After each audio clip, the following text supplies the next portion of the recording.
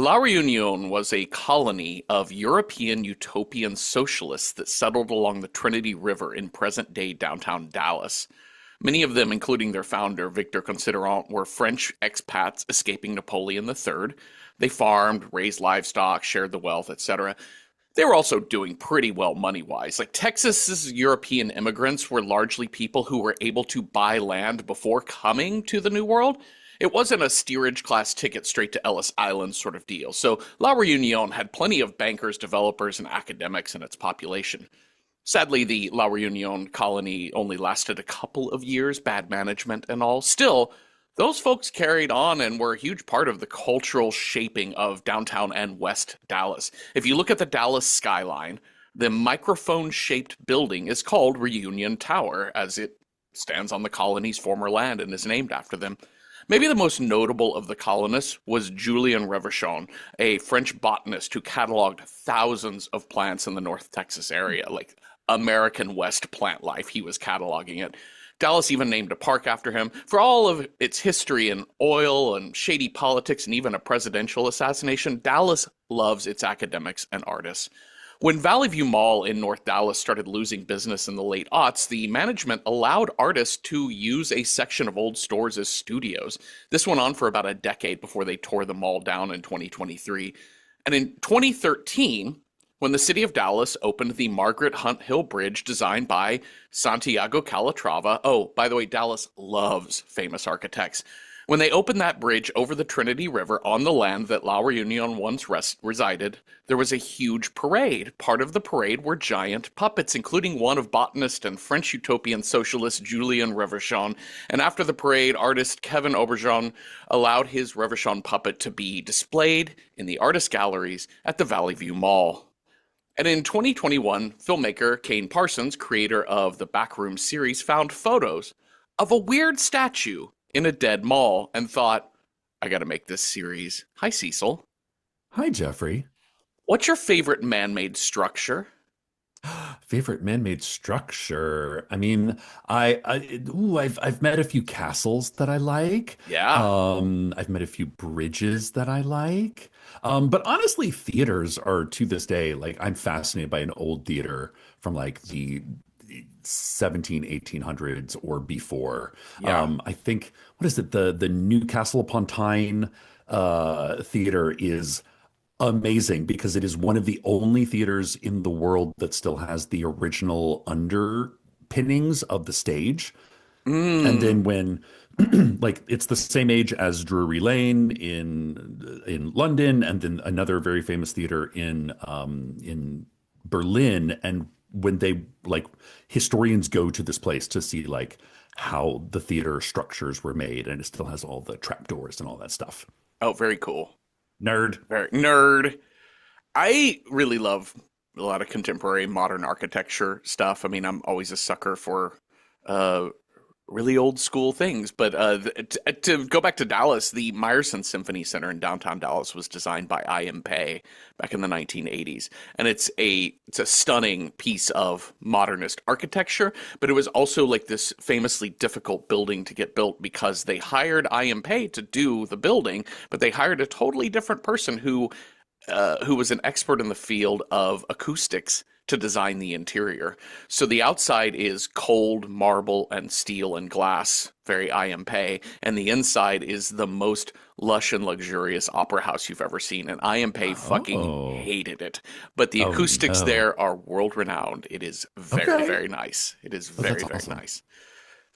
Cecil, I failed to get us a guest for this Friday the 13th episode, but I did get us an author, an old friend, our WTF laureate of Random Horror 9. I got us a Sarah Griff. Hi, Sarah. Oh, hi, Jeffrey. Hi, Cecil. I'm so happy to be back. It's I'm so brilliant. It's happy. great to be here. Welcome back. Great to be here. I'm delighted. We're I, talking about some short films today. I yeah, know, like tapas. like Yes, yes. tapas, Yep. horror tapas. Like eyeballs and severed Hmm. limbs, little finger, lady fingers. Yeah. The I emailed or I reached out to you, Griff, because the we were covering the oldest view by Kane Parsons, or Mm, Kane Pixels is his YouTube channel name, but I had remembered that you had watched his Backroom. Was it Backrooms? Is that the name of it? His Mm, series, mm.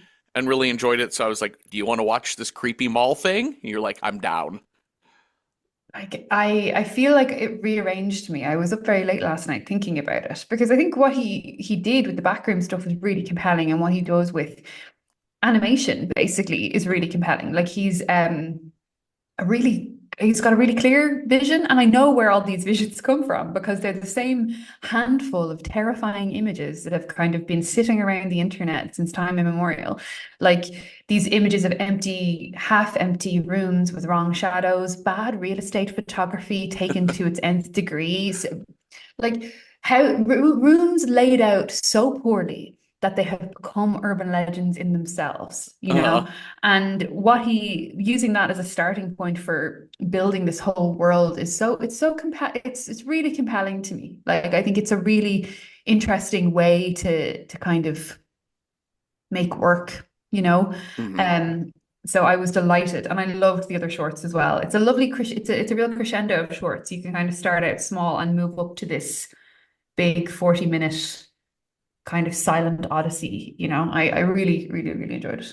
Cecil, you said something before we started recording about that these shorts sort of really capture just the arc of a life.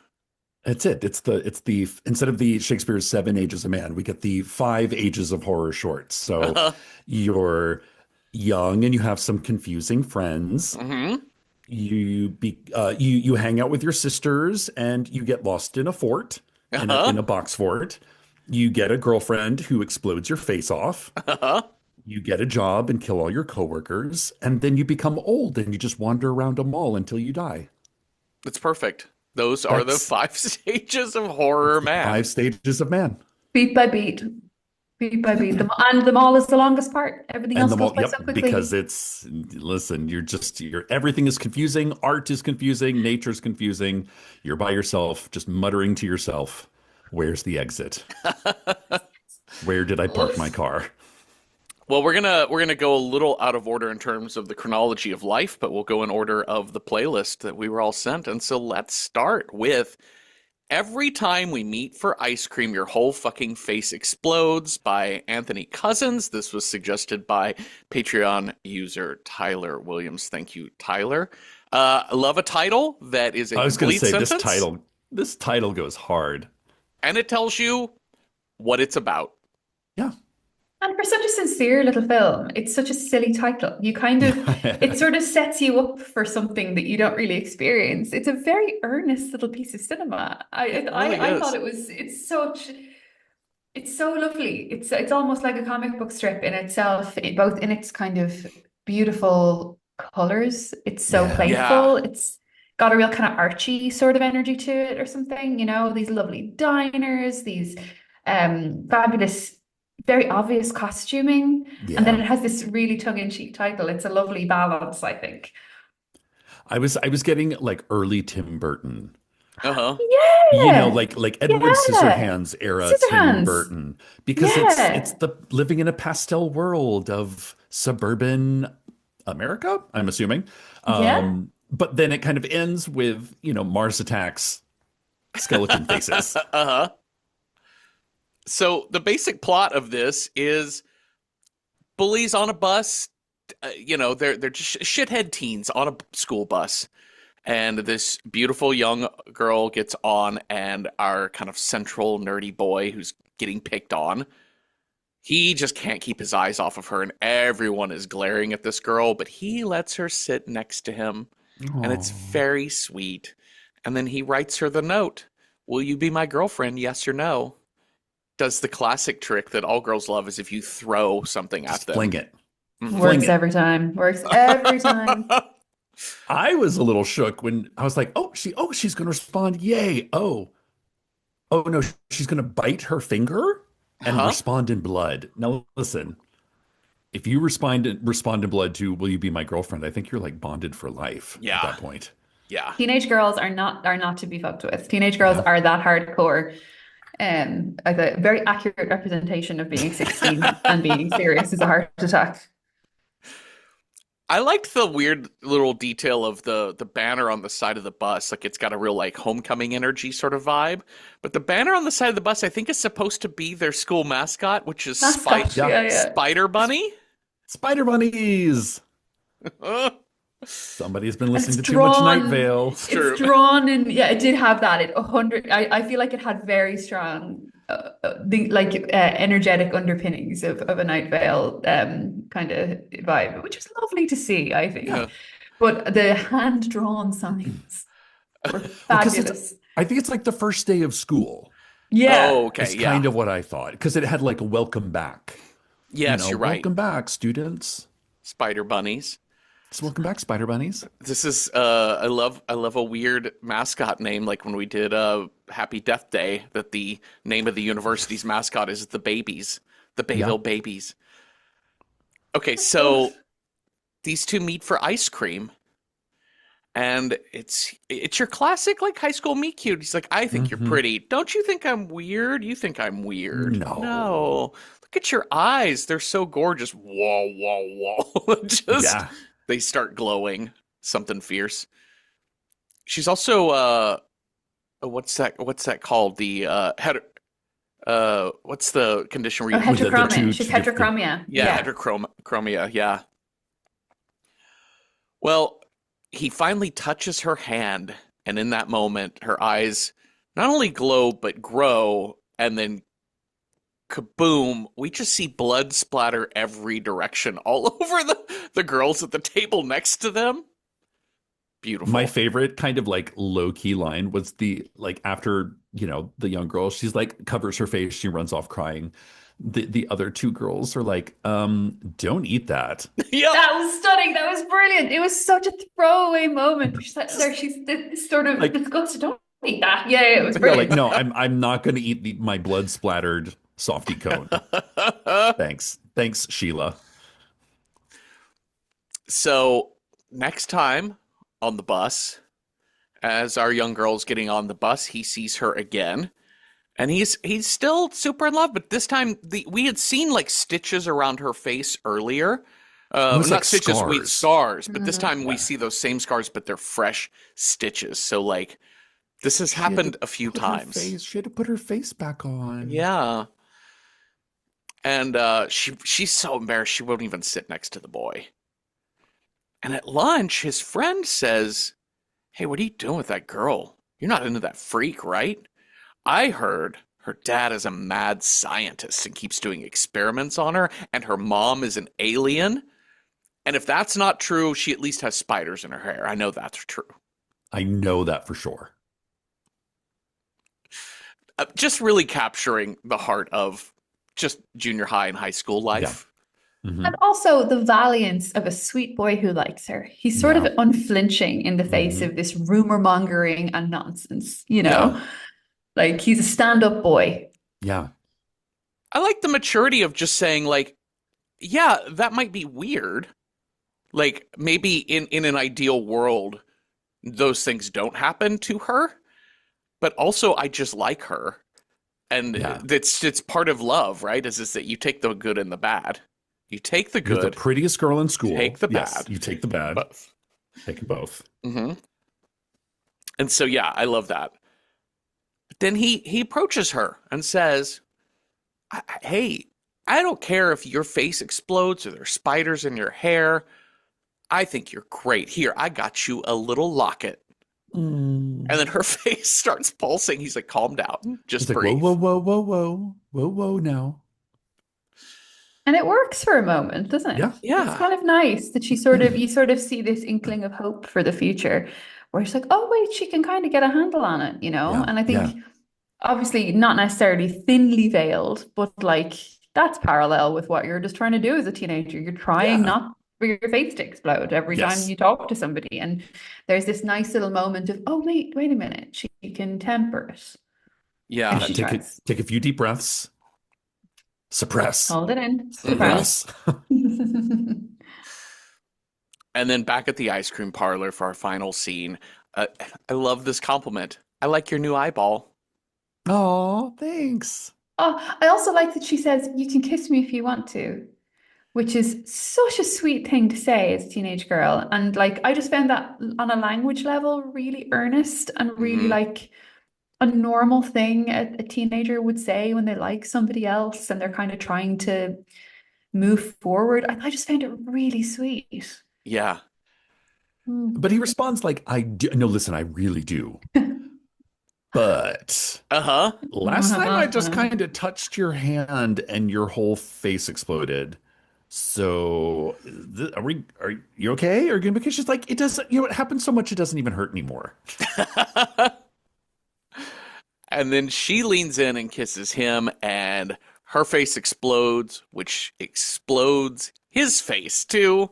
And both are left with Mars Attack's bulgy-eyed skull Full faces. full Mars attacks. And they both kind of laugh and then kiss teeth. The end. Ugh. Is that not what we are all looking for in this life? Yeah. That's it. You Someone know? who accepts your weirdness, Uh-huh. treasures it, Yeah.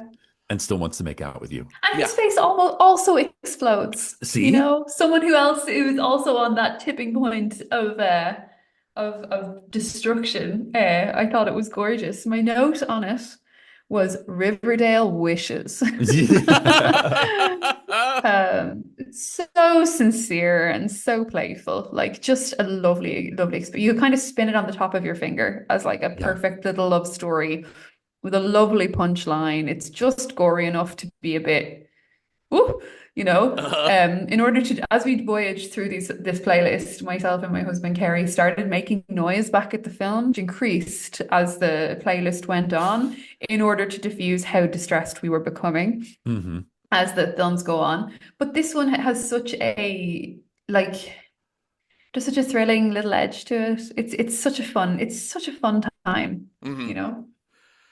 This batch of horror shorts, because we always note on our horror shorts episodes, Sarah, that that there always kind of is, you start to see themes, and I think Cecil's 5 Stages of Man was a really good theme to look at. But it's interesting that these 5 shorts, we got 2 that are distinctly bloody and funny, and then Hmm. 3 that are really just about, what am I looking at? What's in the shadows? Like, what are the things? Yeah. Like, creepy The fucking. absence, Yeah. the absence of something. Well, I would say with the exception of All My Friends, which is Yeah. like, no, you're going to look at some weird shit. Yeah, you're going to look at But weird, creepy things. but certainly the last two, it's like you're waiting for the thing to appear. Yeah.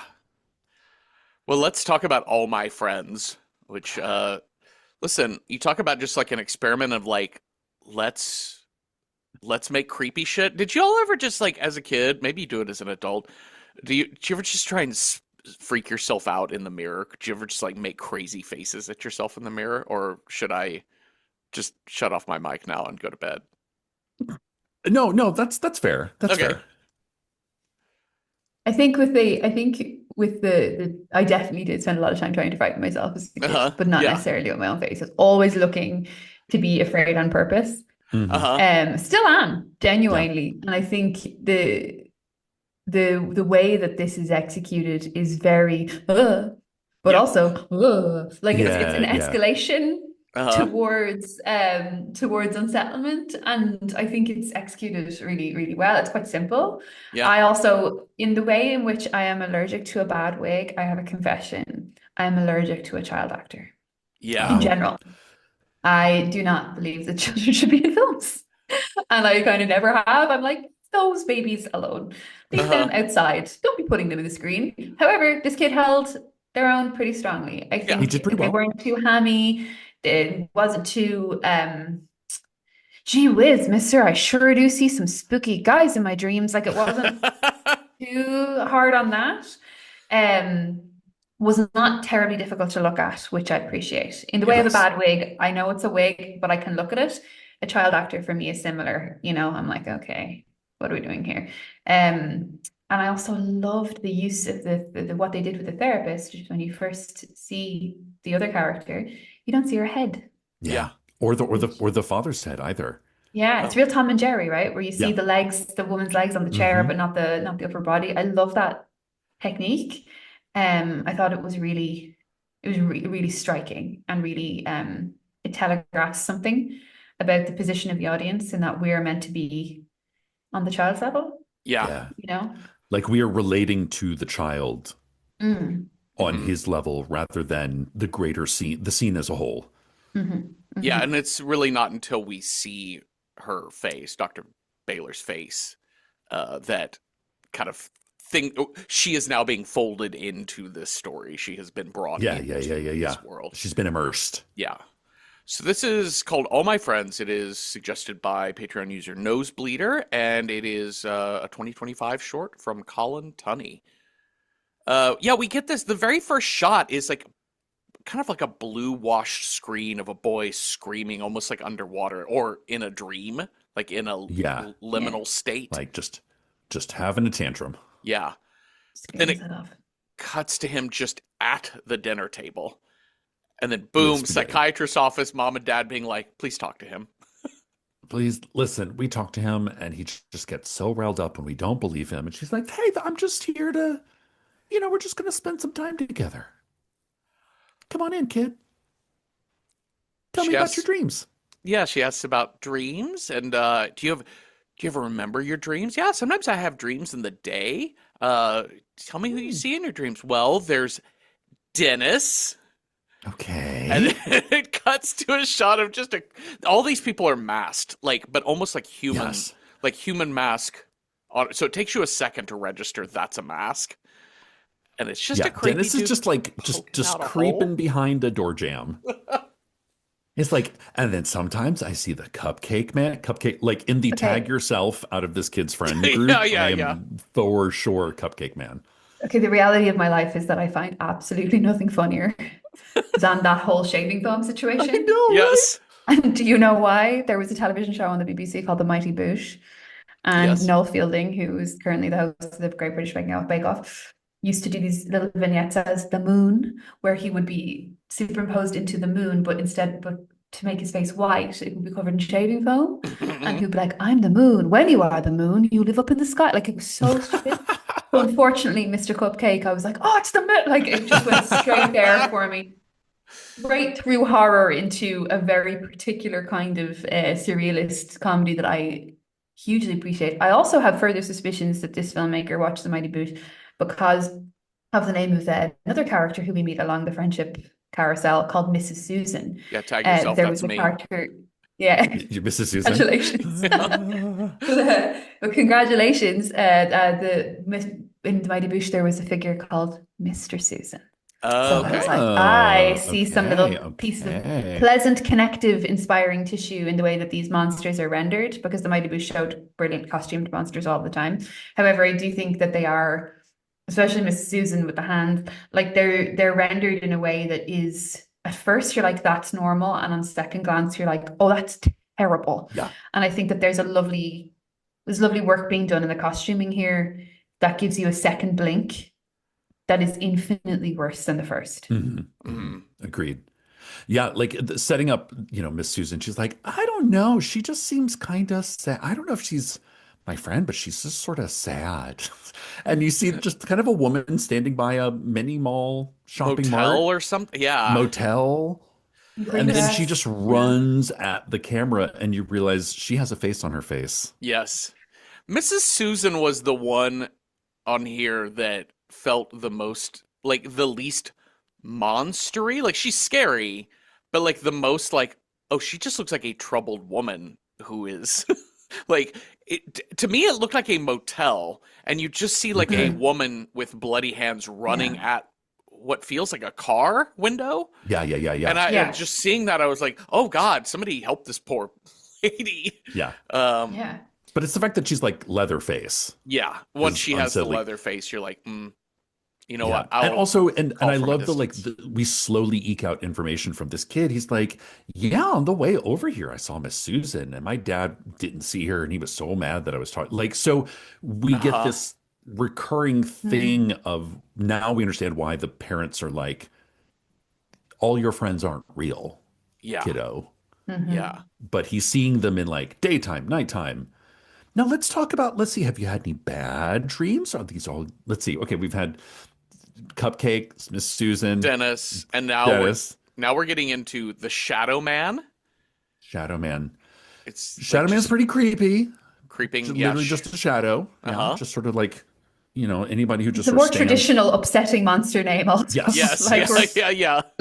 here with like which are the names of like real monsters and which are the names of like kind of potentially sweet imaginary friends. I feel like when you start using words like shadow, we're like, well, we know what this. Yeah. Yeah.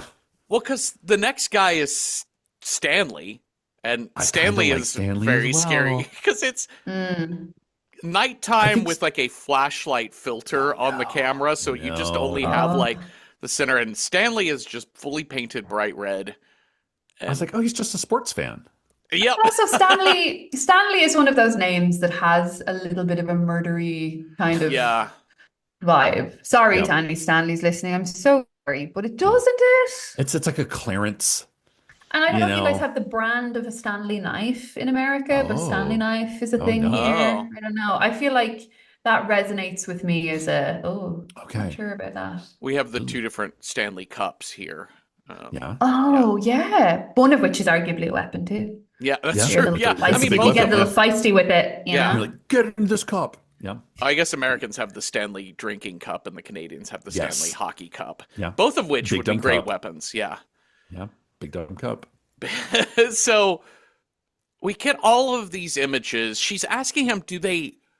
I thought this interchange about Shadow Man and Stanley was really interesting. I was trying to kind of parse something here, which was when he says the Shadow Man, we see the Shadow Man, and Dr. Baylor says, does he hurt you? Which I think is an important question. I mean, I don't know if that's how a psychologist should ask it, but it's an important question for what's happening in this dynamic. And he almost immediately cuts her off and says, I had a dream about this guy named Stanley. And then we cut to this red man. And so it was really, I couldn't quite wrap my head around whether or not any of these were a metaphor for, to go really dark, like child sexual abuse or something like that, or if they just simply were what they were. Because a lot of times when we start dealing in this realm of children drawing creepy things or having imaginary friends, it's usually because it's a metaphor or it is a direct traumatic response to a really bad situation in their home. And he seems to be so flooded with these monsters or creatures or friends. There's so many, Yeah. That it may mean nothing at all. Maybe that's the point. This is the thing. This is what I was at a loss with this film is that like it was very non-interrogative. Oh, sorry. But it was this is what I mean about making movies with kids in them, like, is this just about the kid said something weird? Is that what we're doing here? And I don't know, I have a slightly different perspective on that stuff at the moment, and given that I have one knocking around. But I think kids, I think on one hand, on like a very like earnest, like I think it's very interesting how kids do have a sort of a fluency with fiction, and they do like, live closer to the Vale and all that. But I also wasn't sure what they were doing with this kid. Like, was he a conduit? Was he experiencing something terrible in reality that was manifesting as these stories? And again, we move towards an ending. There's a lovely moment actually where they do something interesting just after they show the therapist's face, where they change her voice slightly. Did you notice that? Yes. Yeah. Oh, yeah. It was like she starts to ask a question and it gets pitched down. Really, really slightly and really briefly. I was like, oh, okay, something might be happening here. Yeah. But this only happens the once, Yeah. Mm-hmm. One of the things I love about, I'm going to use your phrase, Sarah, horror tapas, is that so much about these shorts, what makes horror so fun as a short film genre is that it is like a joke, right? It is just like a single, we don't need to explore the nature of the joke. We don't need to explore the nature of the scares, because we can just distill it right down to this is, you know what? Let's show some creepy fucking faces and child. Want to see something weird? Yeah. Yes. And it's just like a man walks into a bar. Well, what's his job? You're like, that is not relevant to the joke. What kind of bar? Like, is it like a cocktail bar? Like a is it a cupcake bar? Is it a gay bar? Like, is he getting off? men? Yeah. Like, not relevant. And you're right. I've always said that like horror and comedy are next door neighbors because they're both extremely percussive. They rely upon a rhythm, a pattern. They both kind of rely. They're also both things that kind of transcend international borders in Yeah. a lot of Yeah. ways. Like if you're watching Medea and you don't understand the language, you get the You plot, get the Yeah. gist. sorta, Yeah. but it's not you're like having to go to the art versus Mm. watching, like a commedia dell'arte or a horror short. Even if you don't understand what they're saying, the art comes to you, you know? Yeah. And both this film and the last kind of have a punchline. Yeah. Yeah. They They have do. a moment at the end where they sort of go, ta-da! Yeah. And maybe I think the punchline is every 2 minutes in one of them. But like, yeah, they kind of, you're right about that rhythm. That's so Mhm. interesting. That's Yeah. so interesting. Well, in the last beat of this short, she asks him, Dr. Baylor asks Max, and I'm curious if we have any child psychiatrists, therapists in our Patreon mitts that could comment on this. I wasn't sure about if this is the appropriate question to ask a child, but she says, "Can you draw me the scariest picture in your head?" Oh my Dang. God, my word. Dang. Session number one. Woof. And he's But like, yeah, sure. we're This is getting this two of is your favorite dark-eyed, things. weird Yeah. mummy face. We're getting two of your favorite things in this series of shorts, Cecil. We've got We are. being alone in a giant open space. You Oh love my that. God. And then we are also Mm-mm. getting creepy child drawings. It's like one of them I enjoy, the other one I don't. But Yes. I like them both, but for different reasons. Yeah. Because creepy child drawings make me giggle. Alone in a mall makes me genuinely terrified for Yes. myself, my personage. I will say, so creepy face appears behind the therapist. That's kind of our button. But I really liked the post credit blips. Yes. So did I. There was just like Yes. 2 or 3, like so short. But what I Boop, found boop, boop. Like, ugh. but what I found interesting is that they were much older iterations, like kind of like not like a 6, 7, 8 year old, more of like what this kid is going to see when he's like 16, 17, Yeah. 18. Mhm. Which I was like, oh, like I don't know. I just thought that was like, I'm sure it's more creepy images, but I found that kind of interesting. This idea that this kid is never going to be free of these friends, quote unquote. Yeah. The very last beat post credits of this short, it's just do you think we could be friends? It's really So fun. uh I'll tell you what it felt like to me. It was this sort of like we years ago went to see years ago I say shuddering. Oh, so long ago now. Not even that long ago, but long enough ago for me to consider it as the Myers of the past. Went to see Skinamarink in London. yeah. Yeah. And while the Rocky Horror Show played in the next theater and we could hear You just hear the the Time Warp underpinnings of Yep. over Yep. this desolate suburban was a home. no good kid. Yep. Yep. It's incredible timing wise. And I think that world of childhood horror following you outside of the house is really, Yeah. I found that really, I think there's something there. There's Yeah. something kind of like a loose tooth that I kind of want to Yeah. poke at there. Yeah. But this is just a lovely thought experiment, really, isn't it? Well, let's talk about forklift driver Klaus. Oh my The God. first day on the job. Oh, those Germans. So fun. This is so fun. This is a 2000 comedy Oh, God. satire by Jorg Wagner and Stefan Prehn. And this was suggested by many people on our Patreon, Oh, so it nice. got drawn. Right. Well done. Well done. I love a good training video. I know. I love a good unsafe at any speed type of warning Mhm. video.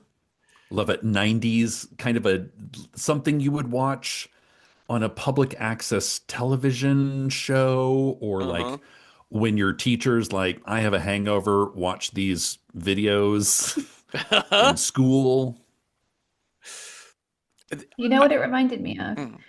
I don't know if you guys have seen something called Look Around You. Yes. It's been a long time since I've seen Look Around You, though. Yeah. So It's this kind of like news format, right? Educational educational television. children's television. That's it. Yes. Look around you. Yeah, yeah. They're Yeah. everywhere. Yes. So there's this pastiche of a really particular kind of educational television Yep. that I find I think it is so funny. I can't help it. it is programmed into me that this is the funniest shit on earth. And I don't know why. I thought it was painfully funny.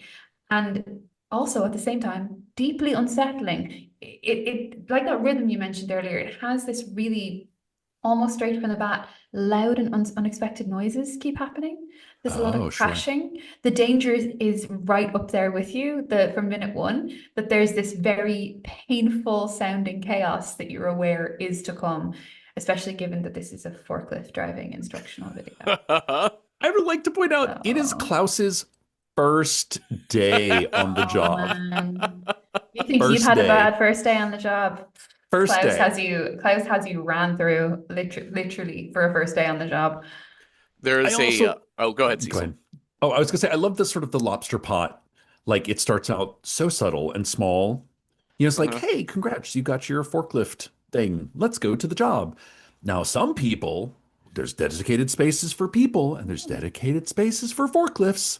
Some people don't pay attention, so you gotta watch out. And one person kind of almost gets hit And and kind of whoa, zooms that was in. Whoa, close. whew. And there's a crashing noise when that happens. That Uh-huh. was what set me off. I was like, oh, this is very stressful. Sort You can of feel your like pulse while accelerating. also laughing. Like Yeah. it's great chemistry. It's great.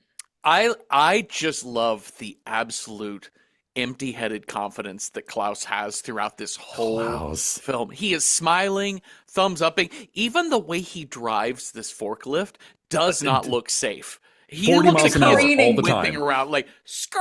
Like it's Yeah. just the way he drives this thing around corners is so funny to me. But it's all with this big Yeah. first day on the job, bright-eyed grin. Serious golden retriever. Yes.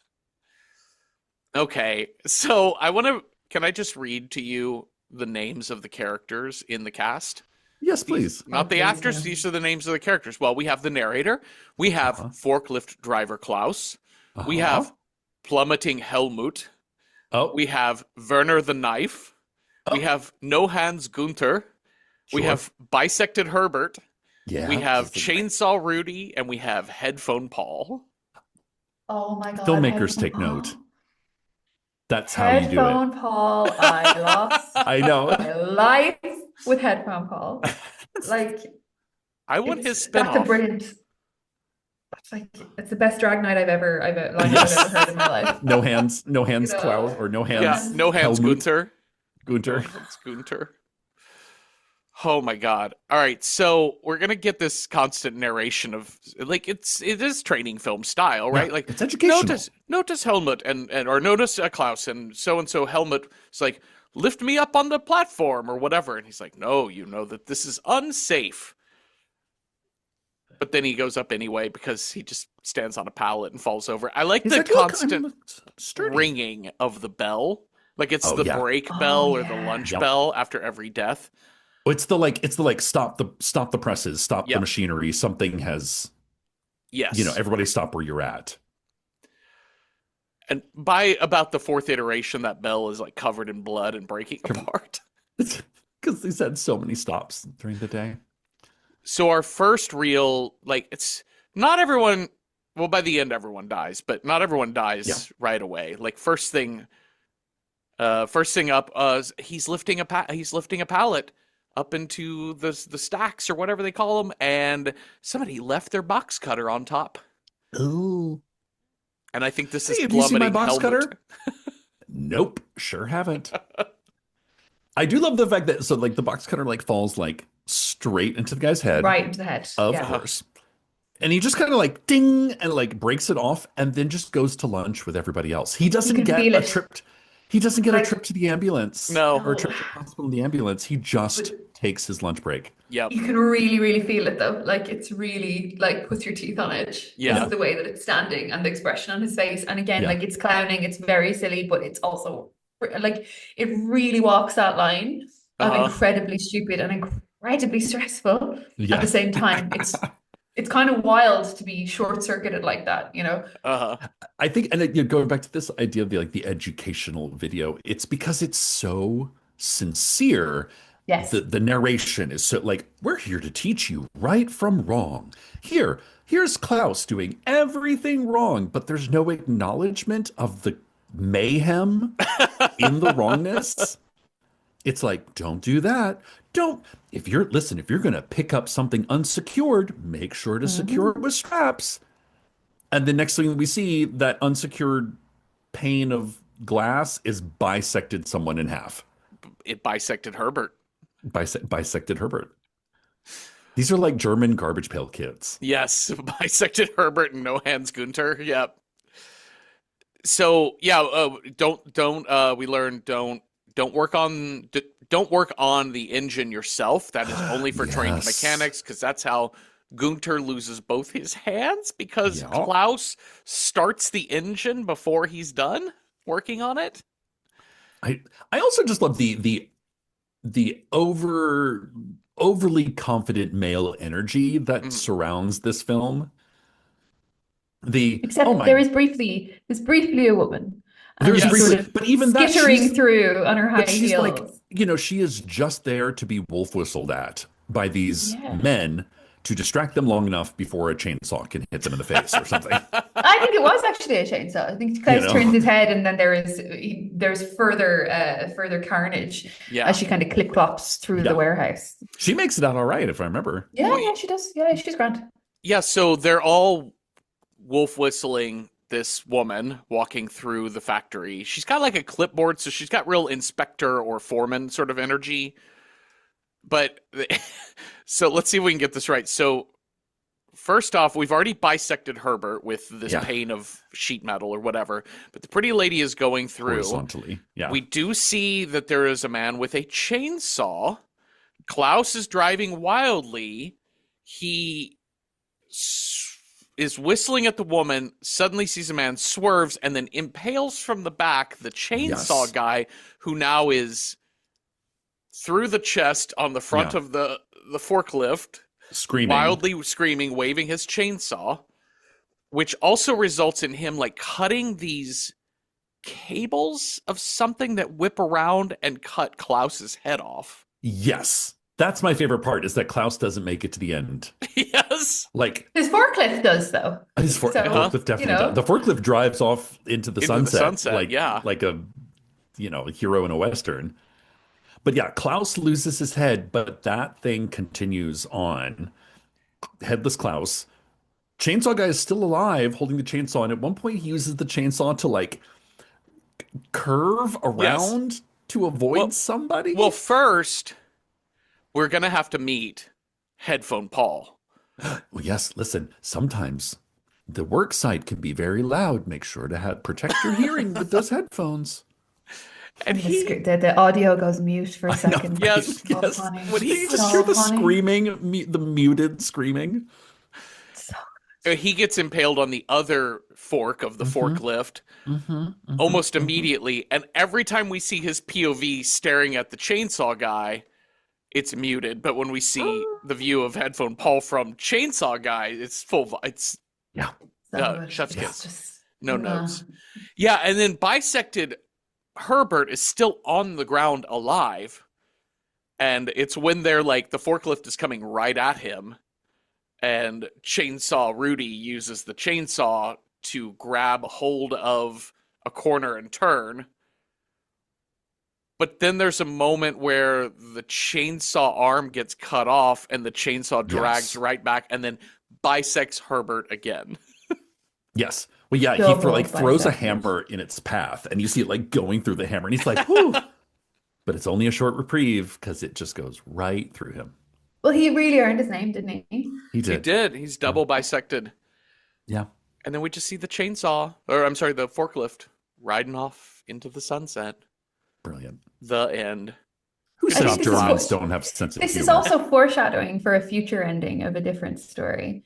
In terms of that we look at later on, there's a lot of weird shit riding off into the sunset. That happens in one of the two forthcoming shorts as well.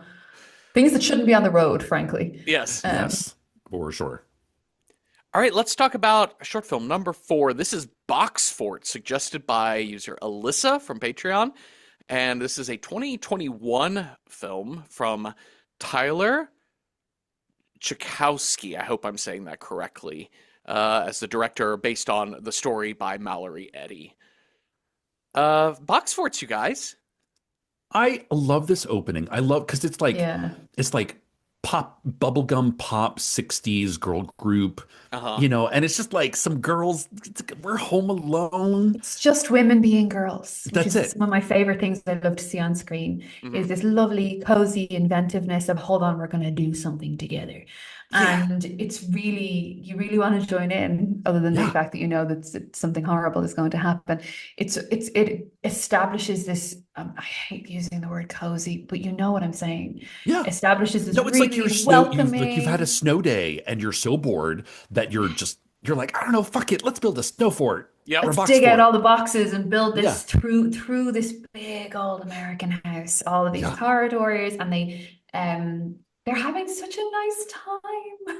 I know they got the dog is involved. They're Which is a sliding down Sheltie, the a little collie, a oh my lovely little God, Oh, working dog. that dog What a is Theo, the Sheltie, great Theo. dog. Yeah, I say great dog. I have a suspicion this might be Canadian. I heard a few sorries in there. Oh, Just a Oh. hunch. Just a hunch. Um I as soon as and then kind of, so like we're like, we made a box fort. We get our title card. And I was like, this is going to be like all girls House of Leaves, isn't it? like Cecil, when I tell you that all I've Girls ever wanted in my life is House of Leaves for girls. girls night out, House of Leaves, Oh, as in like girls night in, the box fort I, that never ends. I was teaching. Today. I was working with some master students. I teach creative writing, and I started to. I asked the group, "Have they seen? Are they read House of Leaves?" And all the girls recoiled. They're like, "Oh, with all data to do is come to us with a copy of House of Leaves." And I was like, "If I was a Barbie, what would come with What? me? My dead cat and my copy of House of Leaves." I was like, I didn't know this was a. I didn't know this wasn't cool anymore. I just learned that this morning that it's not cool anymore. It's a dude thing now. But this girl, the idea of girls banding together to break the reality of a house with cardboard and love, Yeah. presumably, is just a great, conceptually Yeah. wonderful. Like that's exactly the kind of stuff that I love, you know? I was like, this is for me. Thank you for this. Hmm. Yeah. This story is for me. Um, but I found that what they did with the House of Leaves cardboard box is a little bit quiet. Yeah. Yes. I think they really made the choice. You're not going to see it. Yeah. I think they're Yeah. like they drew a hard line in the sand of the unseen is scarier than whatever we can show you. And listen, I'm a big fan of artists that like make a choice and stick with it. Um, it it is. I do think they got a little bit late to the like. I am disassembling this fucking Yes. board. Yeah. Yeah. Second the phone was gone, I'm like, all right, girls, phone's I know, over, get right? out of the Now, way. Like fun time's over. Fun time's over. Dog is need the gone. It's in here phone. somewhere. Yeah. Yeah. Oh yeah, it's fine that our dog is me. Yeah. Girls now. You'd be kicking it down in the night, like you wouldn't be Yeah. waiting till the morning. Like I love No. daytime horror as much as the next person, but Yeah. I'd be doing that at 12:30. Like, Yep. Oh yeah. No, I could not sleep with that thing in my room. No, no. because the way they've got it done is it's a series of giant moving boxes that have all been connected from upstairs sliding down, and Downstairs. they've branched off into different rooms of the house Yeah. too, like so each Yeah. bedroom kind of has access uh to this fort. And yeah, I really did have to think through. I watched this film twice actually because I was trying to think through, kind of like with all my friends. I'm like, what is the horror? Or like, what is Yeah. the root What are we of afraid of? what are we Yeah. really afraid of here? And I think for me, it's a little bit of like a meta horror in the sense that it is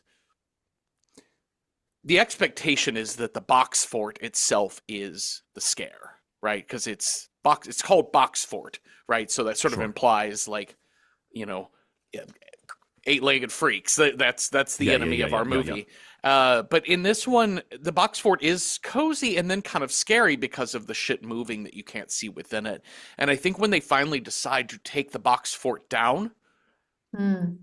it's this unsettling notion that whatever was in that box fort, it's still in the house. You're Yeah. just the box fort actually was a MacGuffin. It was the or door. red It was herring. the door. Yes, Yeah. you opened a It's the- portal. You did something, you built something in this place that rearranged the logic Yep. and emotion and reality of the environment, and something got in because of what you did. Blech, that's Yeah. scary. Yes. Or something got out by your beautiful sheltie is Yeah. gone. Sorry, Yeah. you fucked it, you broke reality, and now the dog is somewhere else, maybe bad. Uh-huh. Yeah, it took me it took me a minute to realize what is the relationship between these three characters. Yeah. Because, some like as an honorary old, I'm like anybody under the age of 25, look, they all look the same age. I'm like, are you how old are you? Are you in college? What's going on here? So I was like, okay, young one. I was like, is that a mom? No. And then when I was like, oh, it's three sisters. Yes. Left kind of teenage and younger, left to their own devices. So I was like, oh, the box fort is a metaphor for like when you play a little too deep into your childhood. Uh-huh. Like when you let your childhood imagination take over a little too hard in your adolescent, post-adolescent years, you don't realize that other shit gets in as well. Yeah. Kind of like a continuation of All My Friends. Yeah. You let in fucking Box Fort Charlie. Not Box Fort Charlie. I know. Who loves dogs and iPhones. And only partially covered in whipped cream. I love dogs and iPhones. You could live Who in my among Box us? Fort. What if we were the monster all along? Yeah. I think what was interesting in terms of the setup of siblings, so the absence of parents. Yeah. So I think the unspoken story to me was that these girls had been left to fend for themselves in some way, but there was enough older siblings to make that work. The presence of moving boxes in such great quantities. Maybe they've had to move on after something happened. Maybe they're settling in a family home after a tragedy. Like there's sort of there's an edge to the air, I think, in it that I really liked, a real depth that kind of doesn't lean too hard towards why these three women are living in this space together. I thought it was a real nice sleight of hand. I really liked it. It definitely feels like a literary short story, and in the sense of like that it really is like a slight scare. It's almost like in the realm of a Shirley Jackson, right? Like where like the scare isn't overt, the scare is actually kind of just underneath. It is in all of us, and that's what's truly just around the corner. Yeah, we have always lived in the box for it. Like, that's we have always lived in the box for it. And we're gonna draw straws to see who gets to leave. Good luck. I think for me, I did love the breaking point for Muse, our oldest sister, when she crawls into the box fort that night because she sees, she can hear the dog. And so I think our biggest scary point is this move through the fort late at night and hearing the whimpering of Theo the dog. But the sound keeps changing direction. Like the little doggy claws, doggy nails that on the are cardboard. Sometimes dog and sometimes not. Yeah. And something with four things on the ground anyway. Yeah. But I love the way the sound keeps changing direction on her. Yeah, like she has to keep turning back. And also that fort seems real long. Yeah, it seems way longer than the house. House of Leaves, but for girls. And That's it. And I think truly for me, like what would have scared me the most if I were her in that situation is when the box, like with weight, collapses on her. Oh, yeah. And she skedaddles out and pops her head up out of the fort, and there's nothing in that room. No. And that's the scary part when you're like, no, something physically pushed this box down. Yeah. I mean, okay, so she's like, this fucking thing, puts the blanket over it. And then when it's like like a pant, but not a dog pant, not a not a happy dog. And you see the breath of something very close to that blanket blowing it out, and then just a single finger. Like, no, ma'am. No. Absolutely not. No, I'm over there just kicking that blanket in. I have a flamethrower underneath my bed. This thing is done. Playtime is, we're calling it hammer, frying pan, Doc Martens. You're not either way. You're going down. Like, no thanks. Oh, yeah. But the in the end, after this night in the box fort and the scary moment, the sisters are all still asleep, and Muse is like, she's the oldest. She's like, fuck it, this thing's coming apart. Yeah, And for she's real. got that thing completely broken down, ready for recycling by 6 a.m. Yeah. We are done. And it's in that morning, she hears noises up in her bedroom, and she goes up in there, and in the closet. What's in the master bedroom? It's Yeah. in the absent parents' bedroom. Yes. In the closet itself, she opens up, and there's one more box covered in a blanket, and she opens it up, and there's Theo. And the window in this room is just wide open. Well, and the day prior, when all three of them were searching for the dog, she noticed the window, that same window was open. She's like, oh, that's weird. Closes it. So something Open the must have window. opened it. Yeah. To either it entered last night, it exited today. And with or a little something. note that said, sorry, I had to borrow your dog. Thank you. Thanks for letting me play games on your phone. Nice one. Yeah, I know, right? Yeah. I think with the dog, Had to play with some the- Candy Crush while I took your dog to the dog park. Yeah. like the thing about dogs in horror, we all know, like that Uh. an animal is sometimes a trapdoor in these sort of stories. And like again, I have a lovely border collie, and I'm immediately like, that's a working dog, that's a smart dog. Sheltie is a smart dog. Theo knows something, and I would have, sorry to any Bichon Frise owners out there, but I would have, if it was a Bichon Frise, I would have been like, well, Yeah. at the house plant, like that guy doesn't know. But I was really concerned about the dog. I was really concerned that I was going to have to look at not a live animal. I was like, no, not a Sheltie. But then when he was back, I was like, oh, he knows something. Well, I thought the dog was going to be like lost in the vortex. Yeah. Yeah. Like it wasn't going to be like a violent, thing. It was going to be more of a like just gone. Yeah. I was waiting for dog to disappear, middle sister to disappear, youngest sister to disappear, and oldest sister Like to be you alone left, in the which I think house, is more like, I think that's more just like, hey, ChatGPT, make me a horror story Yeah, maybe. about a box fort. And I like that this one kind of goes a little bit more literary. It's just exploring a little bit more themes. Like it gives you a something resolution. transgressive happened. Yes. Yeah, it does give you a resolution. Yeah, and it gives you a normal world answer to maybe some freak got into your gaff through the open window. Yeah. And I think that's frightening. Yeah. And it's not a monster story, but it is a monster story. And I think that literally is the word for me, because I love the setup so much. I was immediately like, more of this, please. And Return the dog with something wrong with it. Return the dog with a, in my mind went 8,000 places with it. And it was so reserved and so elegant. And it left us just before anything showy happened, which I think was really kind of wise on their part. But I also was left like, oh, give me more, which I guess is a good way to leave a film, I think, know? Yeah, I like that. Yeah, go ahead, Cecil.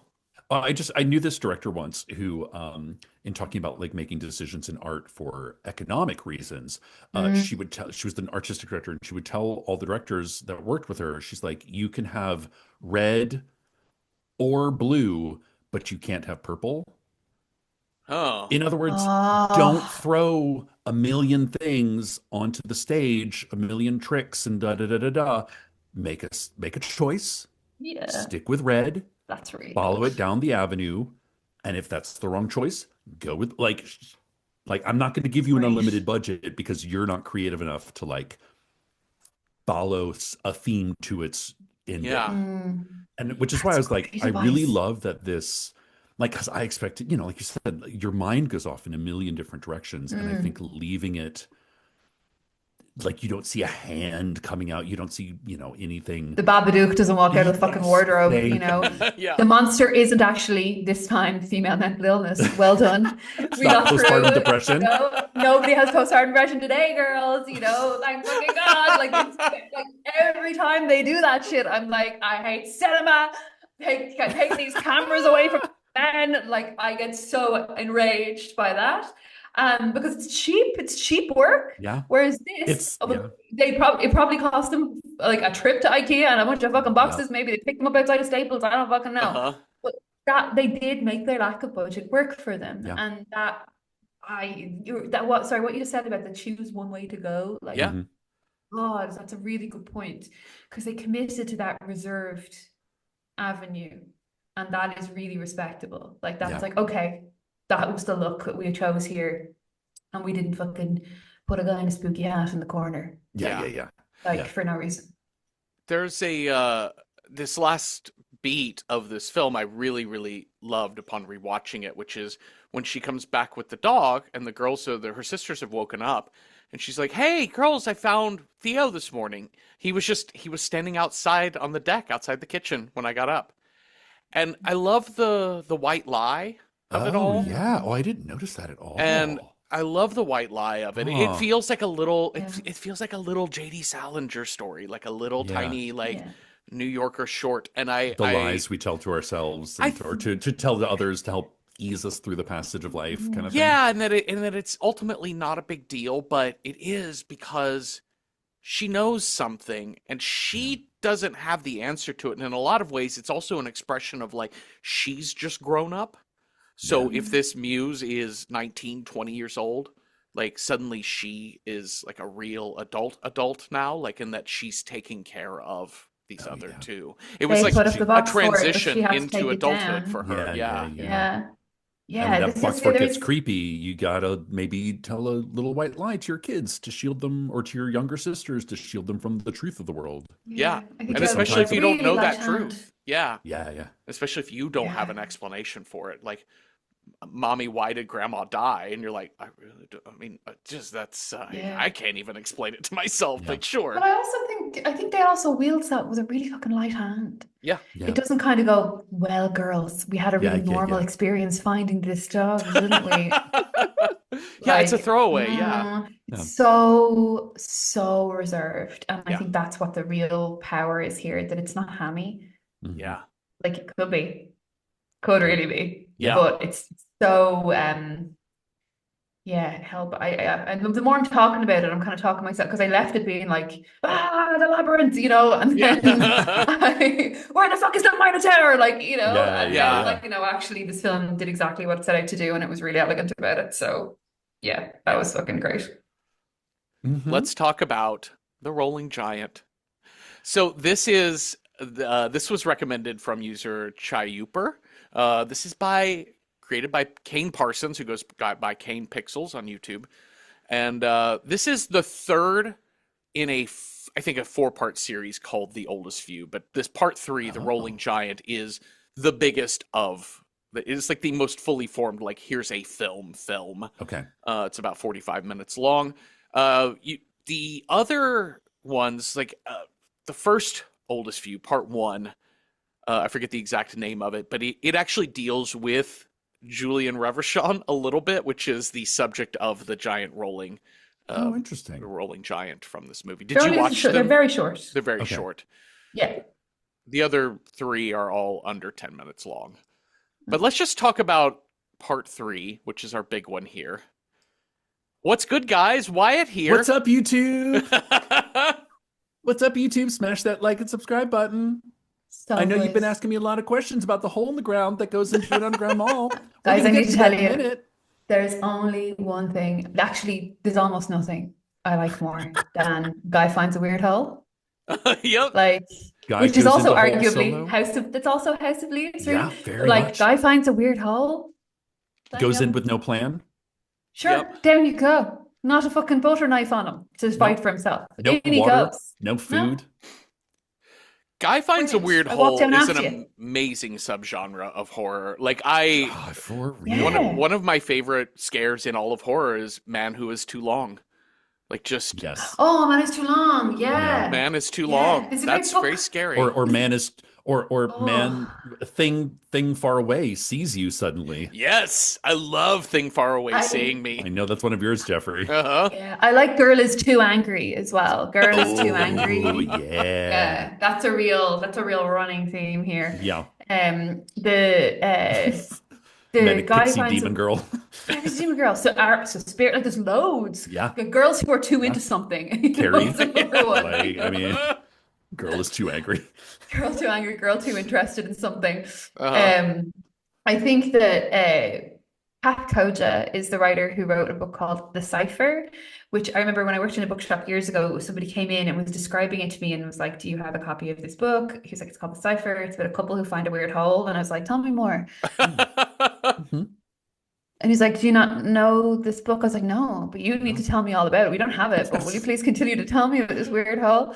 It's about a couple who find a weird As fucked you're up like hole in their typing up an wardrobe. ISBN number or whatever. You're Yeah, I was like, like, "Who's this? What's this book?" And from then on, my life was changed. oh, It is really? genuinely so, yeah, it's phenomenal. It's so Okay. scary. It's about a couple who find a weird fucked up hole in their apartment and just start putting stuff in it and seeing what uh, comes back out. Yes. It's such a bad time. It's so, oh, I mean, it's that's so, also it's the so latest, stressful. like the latest Stephen King fairy tale is essentially boy finds hole. Boy goes But I into think hole. But I think Coach wrote this bleeding years ago. Like, I'm not saying Yeah. she's the first person who wrote about a weird hole, but I'm saying she kind of, as a genre within horror, Yeah.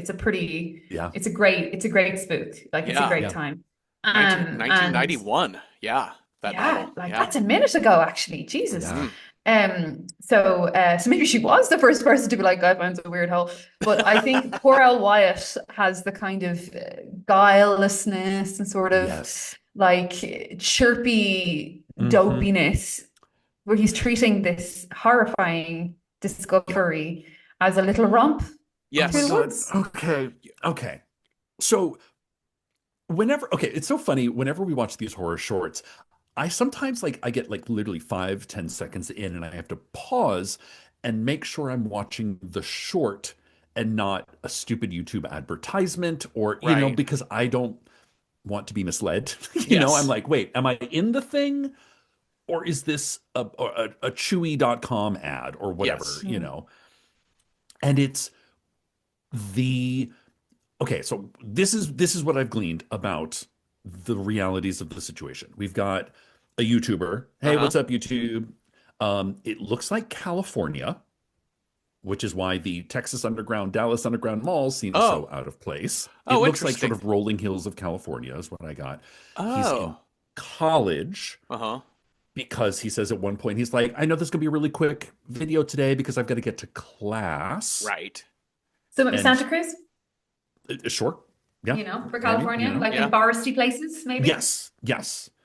And it's this, and like you said, the sort of guileless, like, you know, open-throated kind of like, did I put these cameras on some property without talking to the owners? Yes, I did. I hope they sue me if they ever find me. Because my first thing is like, I'm sorry, you found a 3-mile tunnel underneath the ground that goes to an abandoned shopping mall, and you didn't talk to the people whose land it's on? Or that the thing he is most Huh? afraid of until He's getting caught. well is getting caught. He's afraid of running into other people. He's afraid of, and in fact, like he's not even like he's brazen about, oh, if they figure it out, sue me. But Yeah, he kind of stumbles a second before coming to that conclusion because he's clearly thought about it and has been like, you know what? yeah, No, they don't really have a fine. They're not going to do anything. What would they do? And yeah, it's funny that he's not scared of going down a 1 mile long, oh three my mile long God. stairwell. And Yeah. you know what I thought about watching this movie? I thought about Hostel, the movie Hostel, because Okay. it is these young men who are so Yeah. their Americanness, their Yeah. boyness, Oh, that look, makes their whiteness makes them Yeah. so Yeah. unafraid of I also need to tell you venturing off the grid. Yeah. the year that that came out, I was backpacking alone in the Netherlands. Uh-huh. So I have also been that moron who's like, "It's fine, I'm on a jolly adventure. Like, Let's go this to is Yeah. a third cool. location. I'm a fucking 20-year-old traveling alone in the world, Yeah. like Yeah. completely no smartphone, pre-smartphone, Yeah. idiot Yeah. girl, you know?" Uh-huh. And I kind of like a scrappy young hero because Yeah. I Yeah. feel like the fool's journey. Instead of Yeah. walking off a cliff, poor Wyatt is walking down a big fucking hole with Uh an infinite stairwell with his little bindle on his back. I think what makes this work interesting as well is that it's a solo quest. It's not a little Yeah. cohort of kind of Yeah. Yeah. curious Yeah. young Yeah. Yeah. documentarians. It's just one fucking nerd in a Yeah. smartphone, you know? And I think that makes it more, you're kind of more on his side because you more kind of believe that he's just kind of, Asher, I'm just on my own. Like, they're not going to say anything to me. I'm not down here with a camera crew or Yeah. I'm not doing anything I shouldn't. I'm not coming down here with a squadron. It's just me. Yeah. And that kind of puts him in a position of innocence because he's just some guy. And that, again, there's whiteness, there's a lot of things that operate societally around to put him in that position of heroism or put him in the position of the fool, right? Yeah. But you're kind of like, okay, off you go, son. Yeah, let's see what happens. Yeah. This film made me think of two things. One of them is funny. The other one is kind of more serious. The first one is Barbara Streisand's underground mall that she has on her compound. She has a what?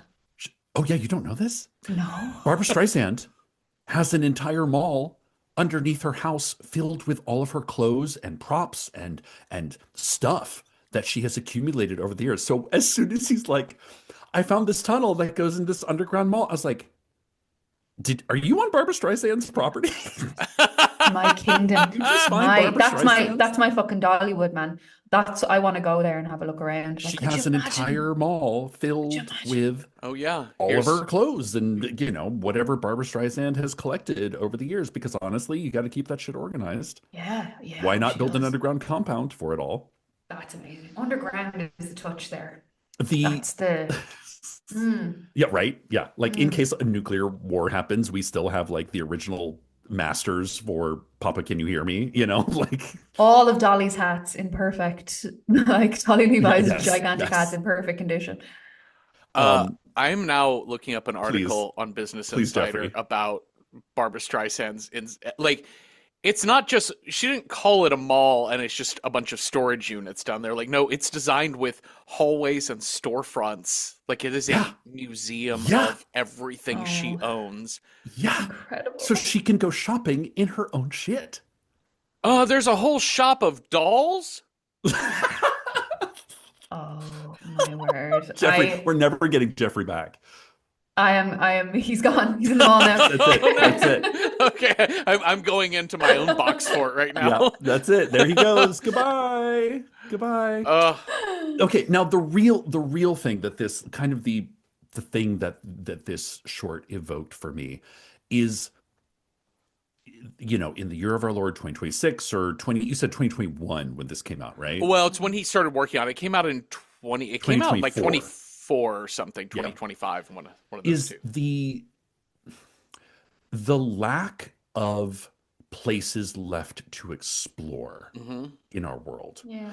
Like I think the flip from the 1900s, anything pre-1900, even into the first half of the 20th century, the world was still a place where you could walk 3 miles into the woods and get the feeling like you're the first person ever to set foot there. Yeah. And those places don't exist anymore unless you're a fucking billionaire in a submarine under the ocean. Right. Yeah. So for a solo adventurer to go and find something that he's like, I filmed it, nobody has entered or left, there's no footprints, there's no like the idea of being the first person to climb Mount Everest, to do the thing, to, Shackleton kind of shit, for a person in 2024 to have that experience is so inspiring.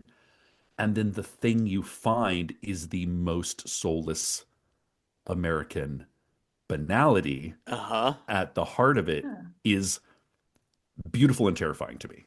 Yeah, this magical infinite staircase, and one of the effects it's used. So this film is a piece of animation. It's made in Blender. I did not know that. It's I asked Jeffrey. done. I was like, for sure they just found an abandoned mall and they got permission to film there. It's modeled after an existing mall, which was demolished in 2023. Yep. And it is. I've been in that mall. No way. Like, Did you see a giant puppet? No, I would have been there in like the 1990s when that mall was like hopping. Because it had a lovely 90s architecture. Yeah. What they did was they modeled photographs and maps of the original space in Blender, and they ran it through exquisite filters that give it a real tangible reality. And if you, after a minute spending time in the space, you do realize that you're not seeing any limbs, you're not seeing any reflections really. The cinematography is actually really, there's a lot of sleight of hand that lets them make this piece of animation feel as though it is operating out of a smartphone. It's really elegant. It's a really great trick. It makes me think of those mirror hall tricks that they do on like the Sure. Haunted Mansion, where it's just a Yeah, little alteration of what they have, and it has this expansive impact of total exit from reality. And it starts in the stairwell, where there are these moments where he's going up the stairs and moments where he's going down, and the cut is very seamless, Uh-huh. and the disorientation of that kind of geometry is really carefully done, because he's on that fucking stairwell for a couple of minutes, Because it goes and down like one long, but then it's turns, and then Uh-huh. it's another long, and but like it's you never starts going see. up. There's an Yeah, up, there's this like complete disorient. It's like a what the Escher, like that yeah, kind Yeah. yeah, of MC Escher kind of for vibe. sure. It's awful. Yeah. The first thing that made me go nope was the fact that because like the first couple of steps, it's concrete steps, and it Yeah. looks man-made, like it's Uh-huh. not, this is not like ancient. Um, but it's the fact that there's electric light bulbs. He's like, oh yeah, Yeah, this first light bulb is burnt out. I don't know what that means. I was like, wait, there's light bulbs? Yep. yeah. Nope, This is not an accident. nope, So nope, this nope. is an access point. Uh-huh. I do love the sort of, like you were saying, the sort of infinite, you can't, like, it goes down so far you can't see. And I also love, he's like, man, I walked down this thing and up this thing yesterday and my knees are killing me. So this is, like Uh-huh. miles, Yeah. miles it goes down, which is possible, impossible. Probably pretty tough. Probably pretty tough. I imagine it gets real toasty warm about a Yeah. mile below the Earth's surface. Mm, Yeah. mm. That's my Like guess. the It digging feels equipment.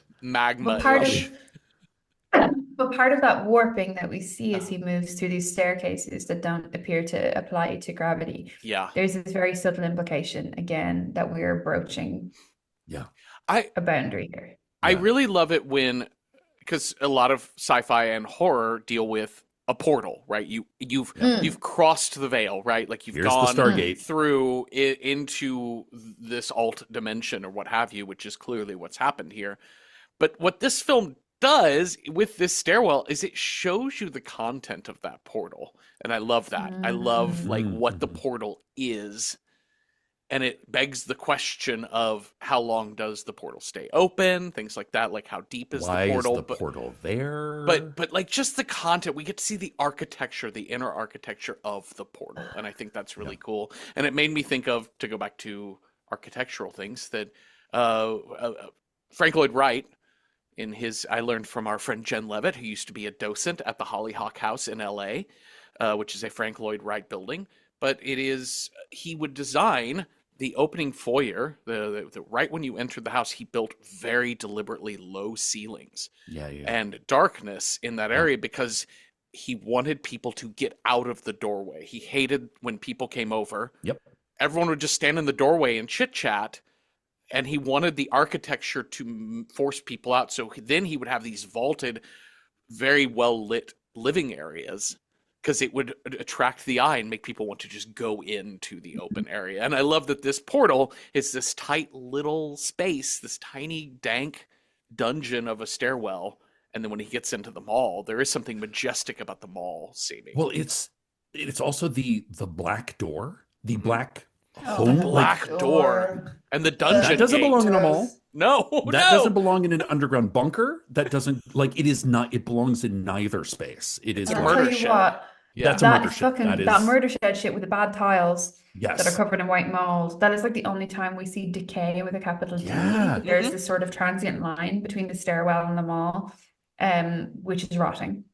And I love And the commentary ugh, that, like, he's like, it doesn't smell bad down. Like, it appears decayed, but it smells like a field of wheat. Smells like cut grass. It smells like cut mhm, grass. Like, it mhm. doesn't smell that. Like, and listen, if shit doesn't smell right, don't go. Yeah. Yeah, don't go. That's a like, Use all your senses here. yeah, Yeah. yeah. Yeah. Like Well, the first space within the mall that we see features something that shouldn't be unsettling, but I found it really stressful, which is this cash desk. Yes. And I think that mhm. really sets the tone for something, the things being where they shouldn't be, being really distressing when it's handled with a certain kind of space and silence. Like, why the fuck is that there? Yeah. Yeah. Yeah. Whose desk is Also, that? Like, Yeah. Whose ugh, desk like is what that? is Why did they leave it there? Also, the like rusted metal half open gate that you have to crawl under. I'm like, no. Yeah, what are we because touching that carpet now? those two Oh, portals, the dungeon door and Yeah. that old wooden murder shed door, That's kind of like are sort of, fingers like yeah. curled up. I'm Those like, are that is going to close. those are the You will only be beats. trapped. Yeah, that you're like, this doesn't look like a mall. And then when we Yeah. get into the empty room cash desk, it actually takes a second to process, like, Yeah. what am Because I it's clean. looking at? What room is this?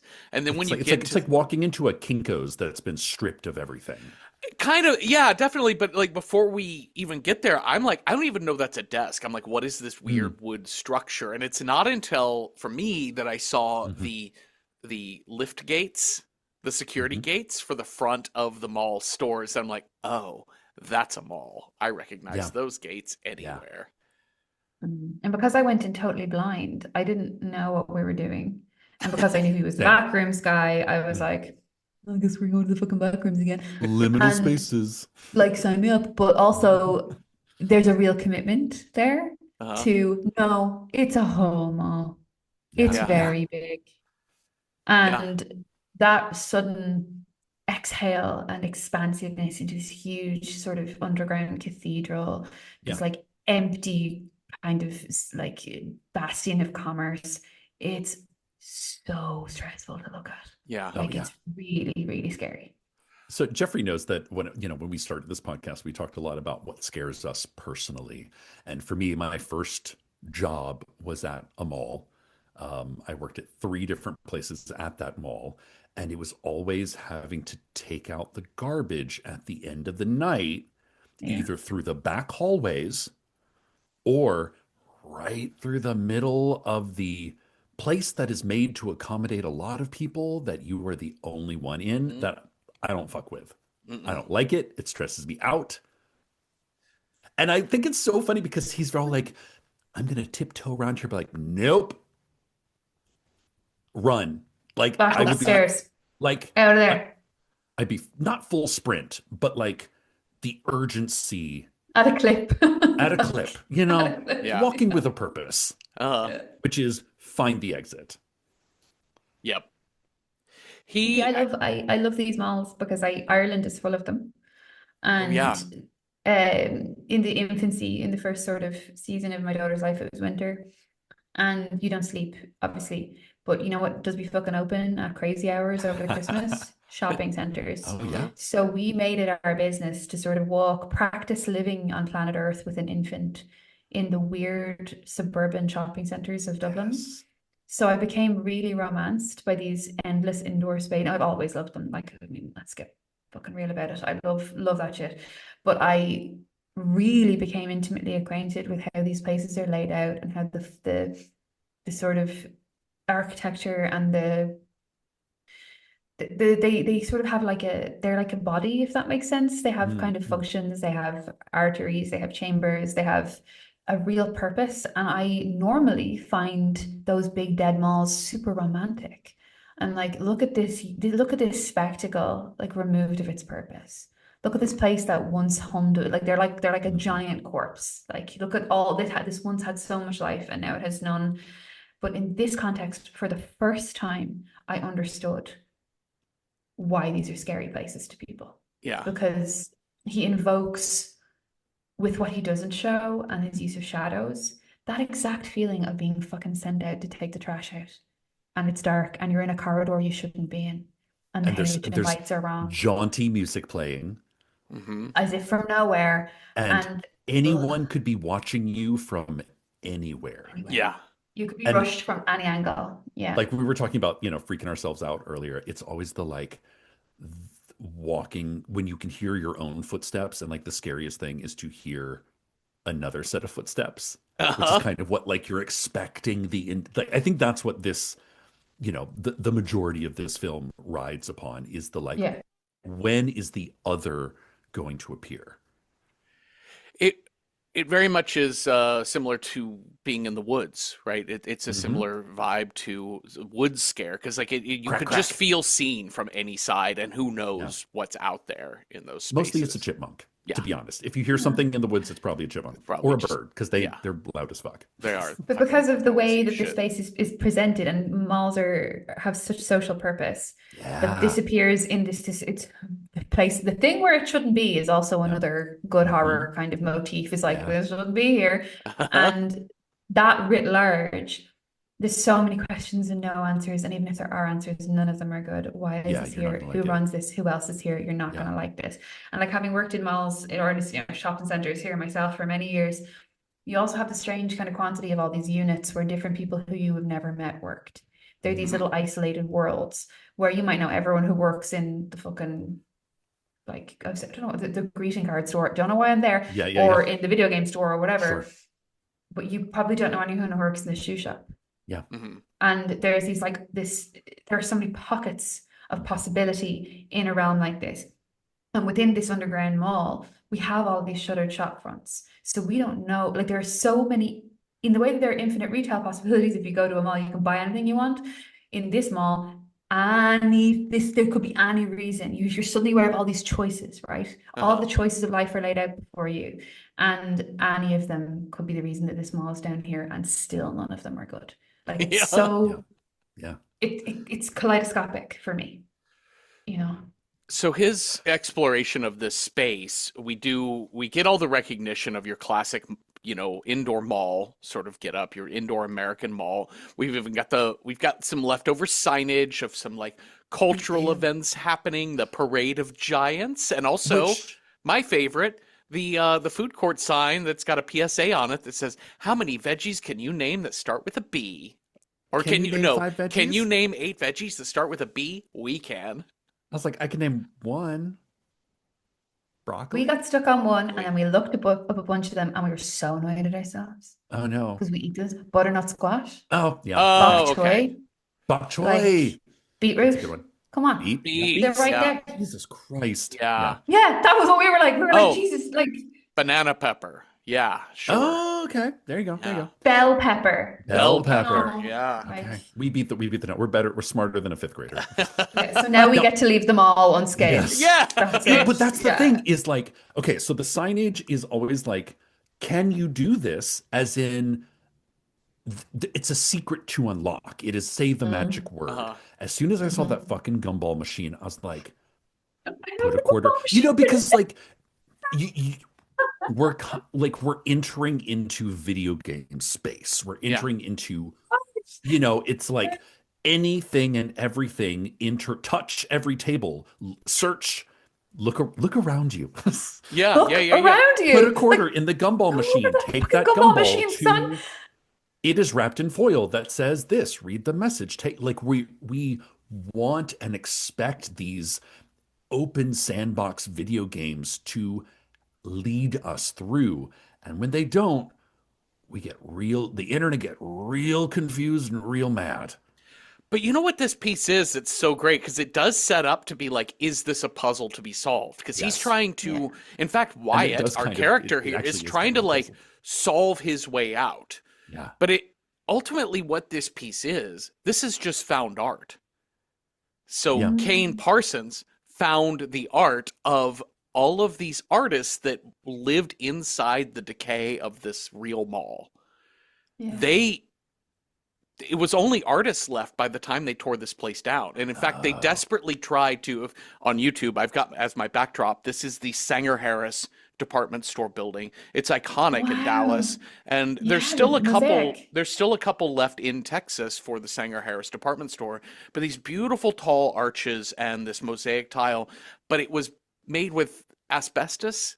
And so the construction crews were like, no, it's already going to be expensive enough to dispose of the asbestos, let alone preserve it. So they couldn't So save like it. But keep it the way it is, but don't let anybody go near it, kind of thing. yeah, they couldn't do it. It was just going to cost too much to preserve an asbestos-based whatever that material is. But the artists that were left in this mall, they watched it all decay and they took tons and tons and tons of photos. So every sign you see, every storefront, that's all real. That's how they And this recreated them all digital digitally. rendering Okay. is from a bunch of people posting this shit online when he found that photo of the statue of Julien, or the puppet of Julien Riverchon. And of course, these artists see this puppet in there in this decayed mall with hardly any lights on, taking photos, being like, look at this creepy shit. And it's inspiring to other artists. But what we get is in The Oldest View Part 3 is just a piece of found art that he then decides to play around with. He's manipulating the found art of these photos to just exist inside. But I like that Wyatt thinks, I can solve my way out of this. And the found art is like, nope. I'm just a weird photocopy of a photocopy of a photocopy, and you are trapped, sucker. But counterpoint, he actually does. Like, he does begin to a kind of apply video game logic by the time he enters the office, you know, for lack of a better word, which I love that it's like everything is empty except one space. That's like, I was like, oh, plants. Ooh, Yeah. You know, art. There's things. There's signs of life. Yes. Crucially, we don't see his hands at any point. He doesn't. This is how you know it's an animation. This is how you know it's Blender. You never Is see that he him. doesn't pick anything up. Because when he finds that big stack of papers that's He just like, stares turn at to them. page 9,000, find document number. I was like, okay, now we know we're in video game space. And sure enough, he does. And he's like, exit through AMC. So it then becomes like, he's found his map, he's found his key. Yeah. You know, stay away from the golem. Yeah. Which, Jeff, as soon as we got online, I was like, Jeffrey, I just would have kicked that thing over. Just kick it over. What did we say? Well, the note that at one point when he first witnesses the puppet in the distance, he goes, I don't like this thing. And I'm like, baby, none of us like this thing. That is a fucked up guy.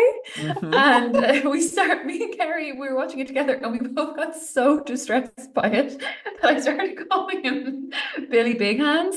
And that helped me.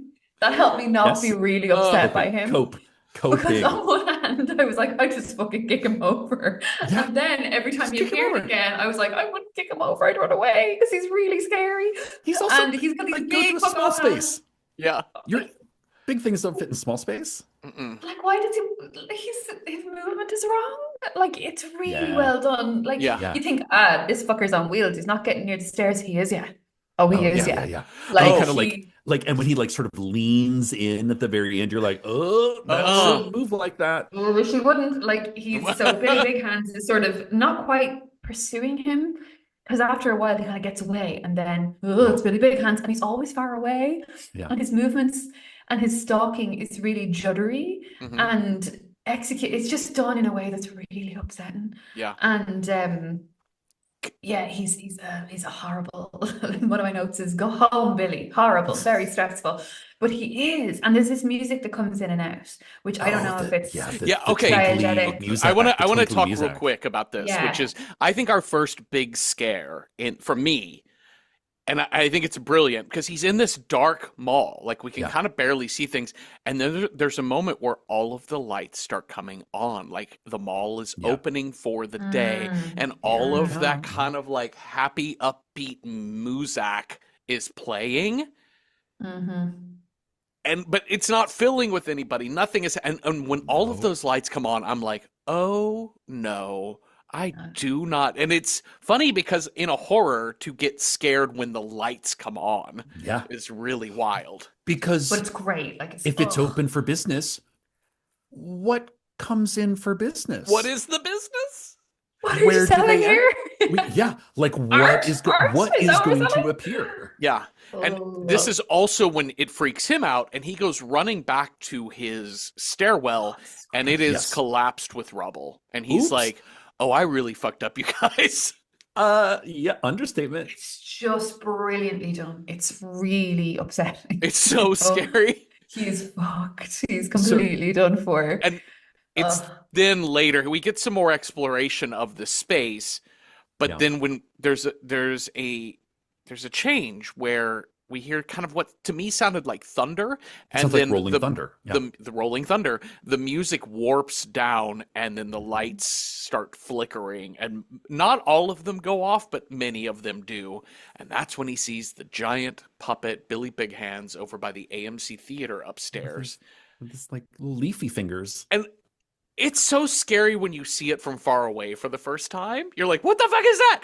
And he goes toward it, and it's not there. Oops. Fuck that. Oops. Spider that is no longer on the wall Yeah. is scarier than spider on a wall. Yes. That's why you should Spider talk to your with spiders. plans. Yeah. You're like, hey, if you chill out up there, I'm cool. But the second you disappear, I gotta leave this room. Yeah. And they always do. They always do. Like, Now, okay, so while we're talking about entrances and exits, he finds an exit. He kind of Yes. makes it through one of the main arteries, follows the lit up exit sign, and it's that like tall glass mall opening that is completely boulder rocked in. Like it's not even bouldered, it's like built into the ground. So that's fucked up. Right. It's brilliant. Because It's at this point, I'm like, you see that trash can over there? I'm smashing my way. Oh, no, you're underground. yeah, underground. But then he finds one little crack of light that leads to a dark forest. Uh-huh. And he's like about to open the gate when Billy Big Hands comes back. Because I'm like, that's an exit. I don't like what's in the dark forest. Probably nothing good, but it's at least a different Outside. level Yeah. than the mall level, you know? Yeah. But he And I never think- pursues the Well, only But exit he isn't sees. it all that to me? It didn't look like forest. It looked like all rock. No, it's the only natural. Oh, you're talking Through about glass. inside the mall when he goes Through glass, upstairs. yeah. The trees and moss that's overgrown. Yes. No, No, there's no, also no. a shopping unit. There's a shopping unit Yes. Yeah. of which Like you can see behind a forest at grate, night. because he Yeah. has to like put his phone like through the grating, Yes. and Okay. it's rocks and trees and not when the mall changes to Right, the like okay. moss on the ground. No, it's like a dark forest at night. Yeah. But And I he think never that's what kind pursues of- that exit. Yeah, and he can't and that's it. It's just And it's- gone. And I think And it Yeah. seems like that's what Billy Big Hands is trying to like ward Well- him away. Well, it's also right around this point too when he's trying to figure out all of these exit possibilities that he hears something, and we've set this up by the way throughout where he just maybe hears a noise and he flips the camera around in a paranoid way and nothing's there. Well, he hears a noise and he pans around, and that fucking Billy Big Hands is right behind him. Oh yeah. And And that's it's when he pl- starts exploring it's the playing behind. Blink. It's Yes, playing it's- Blink with him for a bit. Yeah, don't look from Yeah, as long as you're looking at it, it's not moving. Yeah, the angels from Doctor Who, Yeah. you know, like that whole thing. because he Um, doesn't really have rules necessarily. Like, and Yeah. again, something that I think this guy has attempted to do with the backrooms is operate from again found art and implement a kind of a narrative structure and rules onto something, right? Yeah. Kerry made the observation that this is not the back rooms, this is the front rooms. Like, and that's what's scary about it, is because it's a place that we should know. And I think what's scary about Billy Big Hands is that he doesn't have any rules. mhm. Like, No. you think he might have a rule, but It's like he the doesn't. queen on the chessboard that can like move in too many Uh-uh. directions. Yeah. Yeah, if the queen on the chessboard had big fucking hands and a terrible face, like, and could go up the stairs, even though that's wheels. Yeah, you can get like, on an escalator. Yeah.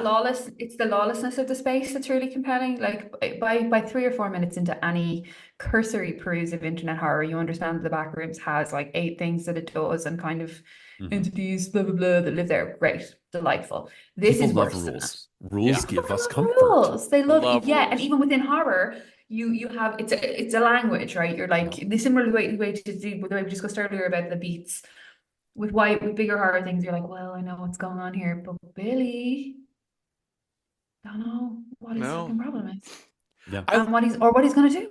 I love the what's the objective? What's the Yeah. motivation? How are they going to? Yeah. We love those things. Comfort us. I love the breaking of the rules because we do set up that very familiar, like the first thing we see is the monster that looks like it's there, but it turns out it's not when you look again. That's rule one of like, okay, Yeah. maybe the monster, it's going to pop up at various places.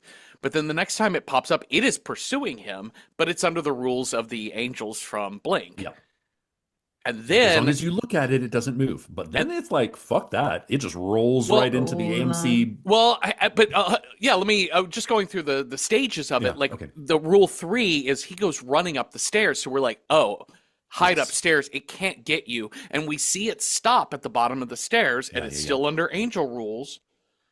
But then it turns around and rolls away on its own. So we're like, oh shit, it just violated the Blink rule. Yeah. And so later when we see it, he goes up the escalator. That thing gets on a fucking escalator. Yeah. And at that point, you're like, oh shit, this whole thing is fucked. And then you pointed out earlier, Cecil, there's a moment where it comes at him. He gets away, but you see it like lean in to look through the crevice. You're like, oh, it can. It has it takes yoga. It's flexible. Like it's not on a shopping cart. Shopping cart puppets don't move like that. Nope. Fucking fuck. So it's something much worse. Ugh. I think one of the scarier parts for me is he gets away from it. He goes running. He finds a like boarded up storefront, busts through this wooden panel replacing a piece of glass. Yeah, there's a panic moment. Yeah. He's just like, fuck this, I'm out here. And he absolutely boots it through. And that's quite stressful to watch as well, this sort of like crashing around. And you can see the monster come up to the window, which is so scary because it like you can only see like the bottom half of it in the windows. And as he's running down that back hall, you hear those windows crash. Yeah. So that thing is breaking its way in. Like that thing can do shit that you couldn't fathom. But yeah, this is when he finds, to your point earlier, Cecil, this is when he finds his way into the admin offices of the mall. And they have the gallery. Yeah. So we have a bunch of photos of Dallas on the wall, a bunch of maps of the mall. It's also just like the not soulless, but the generic architecture of, like we have like here's framed artwork of a sunset, of a painting of a horse, and then you realize it's also the architecture of malls. And look at this glorious shopping center in who knows where. And you're like, ugh, that looks like a Cheesecake Factory.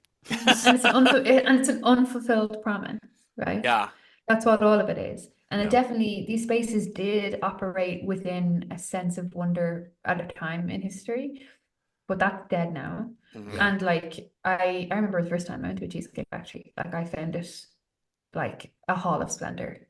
Whenever I'm in wider America, I will go because I find it fucking fascinating. The glory, and the glorious, the riches, the bounty. Everywhere in art the gallery, opulence. Everywhere you look, you can make it into an art gallery. And I think the Cheesecake Factory is fascinating. I've still never been. Think, oh my God. I've never the fucking Egyptian. Sarah, I make this promise to you. I will not enter a Cheesecake Factory unless you like. Yes. I would love my first foray into the Cheesecake Factory to be with you. Next time you are in the States, Sarah, let's all three, if we're all still single at age 30, we're all going to meet at the Cheesecake Factory. We'll meet at the Cheesecake Factory. Let's all kiss at the Cheesecake Factory. I'm taking so many edibles, so just be warned. I might be nonverbal, but I'll still be enjoying myself, I promise. It is. Look, I love putting a dot on the horizon to look forward to, because the Egyptian aspects of the interiors, combined with sort of a Tuscan vibe. I was gonna say it feels very like Tuscan. But it's Egyptian. It's weird. It's an unfulfilled promise. It's what it is. A drop of Las Vegas that somehow exited the main host body and has like landed and rooting into your neighborhood shopping mall kind of thing. It's this huge facsimile, right? And I think that like I love that bullshit, right? But also like it is also a great failure because it was swallowed whole by the internet. All of it was rendered pointless, and they don't like. My local shopping centre is called Dunamede, and I care about it very much. And I was up there recently, and outside the little canteen in the atrium, tables and tables of women and men over 60 just having coffee together. Like these third places have real importance to people. Yeah. And their architecture and their design and their weird art of sunsets and their maps of themselves, you know, like they sort of announce themselves to their visitors, or they did. But that announcement now feels like sort of sad because we know we can't buy everything we'd ever need there. Yeah. We know we can't buy everything we'd ever need. Like I think as a people in the West, we have moved into somewhere different. Yeah. And the post sort of recessionary hollowing out of these spaces with the rise of the internet, like empty shop faces that are shuttered are menacing. Yeah. So I don't really fucking want to have a cup of coffee next to one, frankly. Encountering other people is menacing. Going to share, like, why would I want to, deal with the aggressive parking, deal with the this, that? Other people are scary. Why can I not drop ship that shit to my door? Yeah. Community has become, physical community has become scary. I think there's something to that. I do think that I do think that we buy things online because of convenience, but I think we deep down, there's a lizard brain part of us that wants to be around people. Oh, for sure. And I think it's so much scarier to see the empty storefront is so horrifying, because it does remind us of a cave. Yeah, it reminds us of there's a hole in the ground, and I don't want to be near the hole in the ground, for the giant monster will come out and devour me. Or they tried to make something work here and it fucking didn't. Yeah. And a ruined mall and an empty place like that reeks of a failed community. Yeah, I'm sitting next to failure. Yeah. This is the tomb of Ozymandias that used to be so important, that used to rule his empire, and now it is just dust. Yeah. And vape shops. Vape shops and vape Russian emporium. mafia owned, well, things that are not what they appear. Well, and let's not miss the irony of a very successful 20-year-old YouTube filmmaker, where the final battle of this epic short takes place at an abandoned AMC movie theater. Of course. So good. It's the I can make a movie on my iPhone versus the monoculture. If you're not playing at 6,000 screens nationwide, worldwide, then what even are you? Is that even a film? Right. Yeah. It's really lovely. There's a moment towards the end where you sort of see a flash of the AMC sign and the A is fucking crooked. And I was such a middle finger. I love it. Yeah, so he finds his map. He's like, okay, exit through the AMC Center. Then he's gonna get up there, and he's like, emergency. I love that he's like, find the elevator. I'm like, bitch, the elevator. Oh, you want to go somewhere small with mirrors? You want to go now? somewhere small in an up and you want to go through another fucking up and down? No. In this, absolutely not. No, and especially in an abandoned building, because no one is going to help you if that elevator gets stuck. No, you don't want a fucking elevator. Your death? Well, but you don't know where that fucking door is going to open either. That can open anywhere. You don't know where that's going to open. For real, yes. No, that's a coffin. Okay, so no, that's closed. Emergency exit through the skylight. And again, it's still we trust our signage. We're like, oh, thank God someone put a sign up. Yeah. But it means he has to crawl up into the rafters. And I like how the closer he gets, sort of Billy Big Hands in pursuit, but it's like the mall starts to crack and crumble.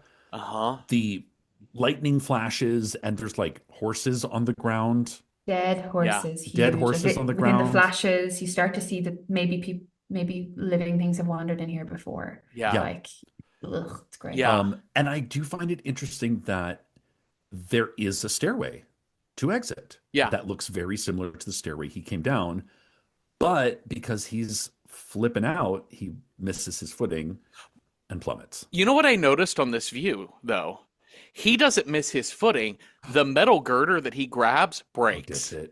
And so this is, to me, when I was saying earlier that this is a piece of found art that is, you can't win. He can't win. This is La Cabina, right? So last month we covered the 1972 Spanish horror short about a man who gets trapped in a phone booth. And this month we're watching a 2025 horror short about a man who gets trapped in an abandoned mall. But the device itself from the get-go is a honey trap. Hole in the ground for urban adventurer, honey trap. Urban X. Yeah. And so the Get in whole there. thing is a Venus flytrap for, hey, what's up, YouTube? Wyatt here. I Like found it's something that it's a no honey one has trap ever found. for a social media influencery type. Come with me and Come with me into the underground mall. And so I think whether the mastermind of the mall is the rolling giant itself, or if the rolling giant is just one of many parts of the actual living, it's just the most being. Minotaur. Yeah. Of it, it's the most Minotaur, that the labyrinth itself is alive and is its own force. But I think it designed this for him to be like, you know what? It's time to finish you off. I get paid by the hour. I feel like I've made my money for the day. Here's the end result. Here's how you feed me. I'll let you wander for a bit. Oh, you found a map. Good for you. Follow that map.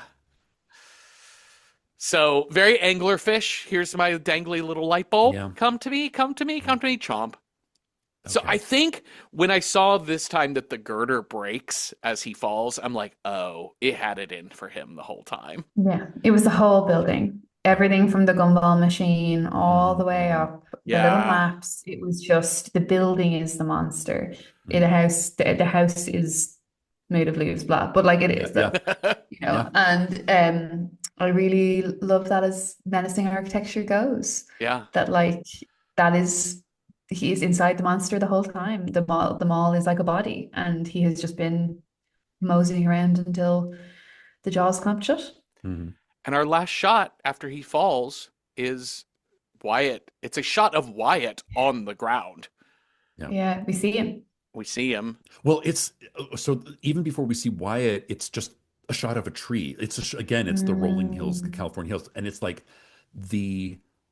after you've looked at something so unnatural for 40 minutes to see a fucking tree. Yeah. A leaf, and not like a leaf on the ground, not a monstera plant in a pot, like the wild nature. Yeah. Feels like a wash, feels like a reset. I feel like it's I'm very cautiously invoking this now, so please forgive me and please disagree with me, but I tell you what it is. It's kind of David Lynch.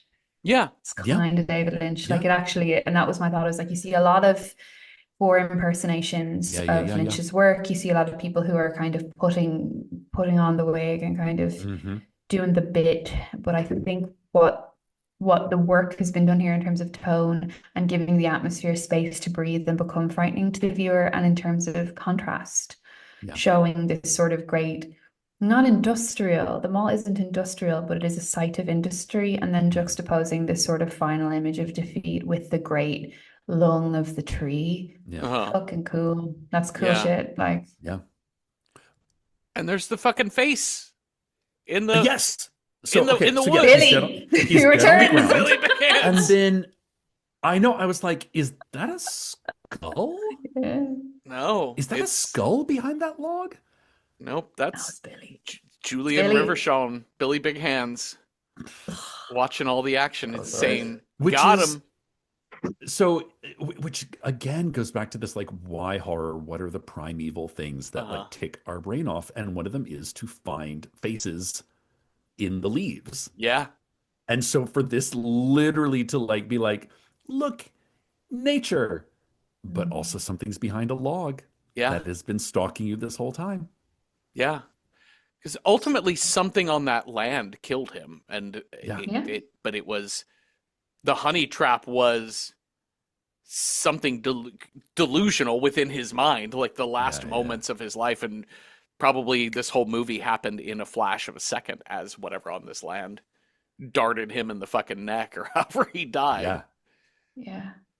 God, it's great. It's really scary. Like, it's so scary. And I felt that simple awe that I haven't felt in ages, with my big country cultural studies head on me being like, okay, tell me a story then, kid, you know? And I genuinely was like kind of awestruck by this.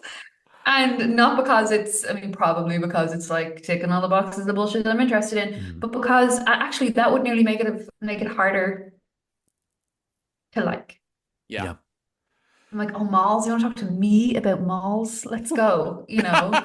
Like, oh, you're talking to me about haunted houses? Really? Let's go. And I was so impressed. Yeah. Like, I feel like I saw something quite new in something quite old, and I don't know how that happened. And I was thinking, I was so fucking freaked out by the end of it. I had to walk around, turn the lights on. I had to walk around. Kerry had hung his big You cold sent coat, me like his that outdoor coat. video of that. Oh. Oh, the coat hanging in the shower, it even rained on, and I got frightened of my life. Oh Like it no. made it made the world seem wrong after it was over. And the last time that happened to me, hand on my heart, was when I went to see Inland Empire in the cinemas. So that's a Mm. really long time ago. Oh, sure. And I then obviously had to go and watch all the other episodes and was like, okay, I have to desensitize myself. It's like watching Requiem for a Dream over and over again, so you're not upset by it anymore, like that kind of shit. And I then watched the Coda, the last installment, which sort of offers this alternate ending, which is interesting in itself. It's nice that he gave us this fail state like a video game. He gives us a fail state where he plummets to his death and it's fucking game over. And then he gives us from the moment of defeat, he turns it around. So it's sort of, here's two ways out of this story, which I think is like very postmodern, very convenient for the viewers. But also it speaks back to the root of this as a piece of animation, which was cultivated in the world of a video game. So it hits reset from the moment of death, and it allows him to escape, and also allows a sort of a slightly different vantage point on the ending. Which Interesting. Was Barbara Streisand in it? No, Was it but Barbra I tell you Streisand? what, like I said about things going on the road that shouldn't go on the road, Billy Big Hands takes it off across the big old states of America by himself. Oh, yay! And yeah. I loved, it wasn't silly, and there are some really wonderful shots and really wonderful uses of that puppet in this sort of coda. And it's very quiet, which I like as well. I like a kind of an ear silent movie, but I think that him splitting the ending into two branches of a tree is really a compelling choice. Yeah. And I think I kind of think it's masterwork, guys. I think it's one of my favorite things I've seen in a really long time. Yeah. And I was thinking about it today, even before the call. I was like, God, I don't know if I'm going to be able to feel like that again for a while. Like it was I was really, really impressed. Like I really liked it. I'm really enjoying all of these horror shorts that we've been covering for these Friday the 13th episodes, because they're a shit ton of fun, and we're finding some amazing stuff that we wouldn't normally get to. So that was the end. The end. We don't, there's nothing to really rate here. Approachability. I thought this last one was scary as shit, but I think the rest of them are pretty mild and fun. And even this one, like you can hear our whole description. It's more about the creepiness of it than anything else. Content warnings for a strobe effect that happens in this one briefly. There you go. Sarah Griff, thank you so much for joining us once again. Where can people find you and your work in this world? Thank you, Jeffrey. It's such a joy to be back. It's wonderful. I always feel like a kind of a big boost after being here. In terms of my work, you can find my novels anywhere that books are sold. When I was on tour across America earlier on in 2025, I met a lot of your listeners on the road. So if you are a listener who has come up to me in a bookstore and said, "Hey, I found you through the horror podcast," hello again and thank you. My most recent novel was called Eat the Ones You Love, and it's about two women who work in a flower shop who are maligned by a talking plant. It is about malls. So like it's really about working in a mall. So if that's your vibe, then maybe this book's for you. My next novel, what a sentence to say out loud, is coming in September 2026, and it's called Strange is the Light. It's about a group of friends who grow up together and play a game every summer. Unfortunately, somebody else finds out about the game and uses the secrets of their lives and their childhoods to architect something terrible. Yikes. That's coming in September, and it's called Strange is the Light. Okay. I have read all of your books, and the Eat the Ones You Love is one of my favorite books that I read all of last year, just period. I think it's just brilliant. I will always tell my friends that their work is great, but I really do think that you wrote something truly special. So I'm so excited for more iterations. Also, thanks y'all for listening. Thanks, Cecil, for talking with me. And if y'all have thoughts on any of these horror shorts, let us know at Random Horror 9 on Blue Sky, Instagram, or Patreon, where we have public discussion threads that are open to all members, free or paying, it doesn't matter. And watch Evil Dead 2 with us this weekend. And come on back for next Tuesday's regular episode. Have a restful night with no giant-handed puppets following you in the store. Nothing. Boo. Boo.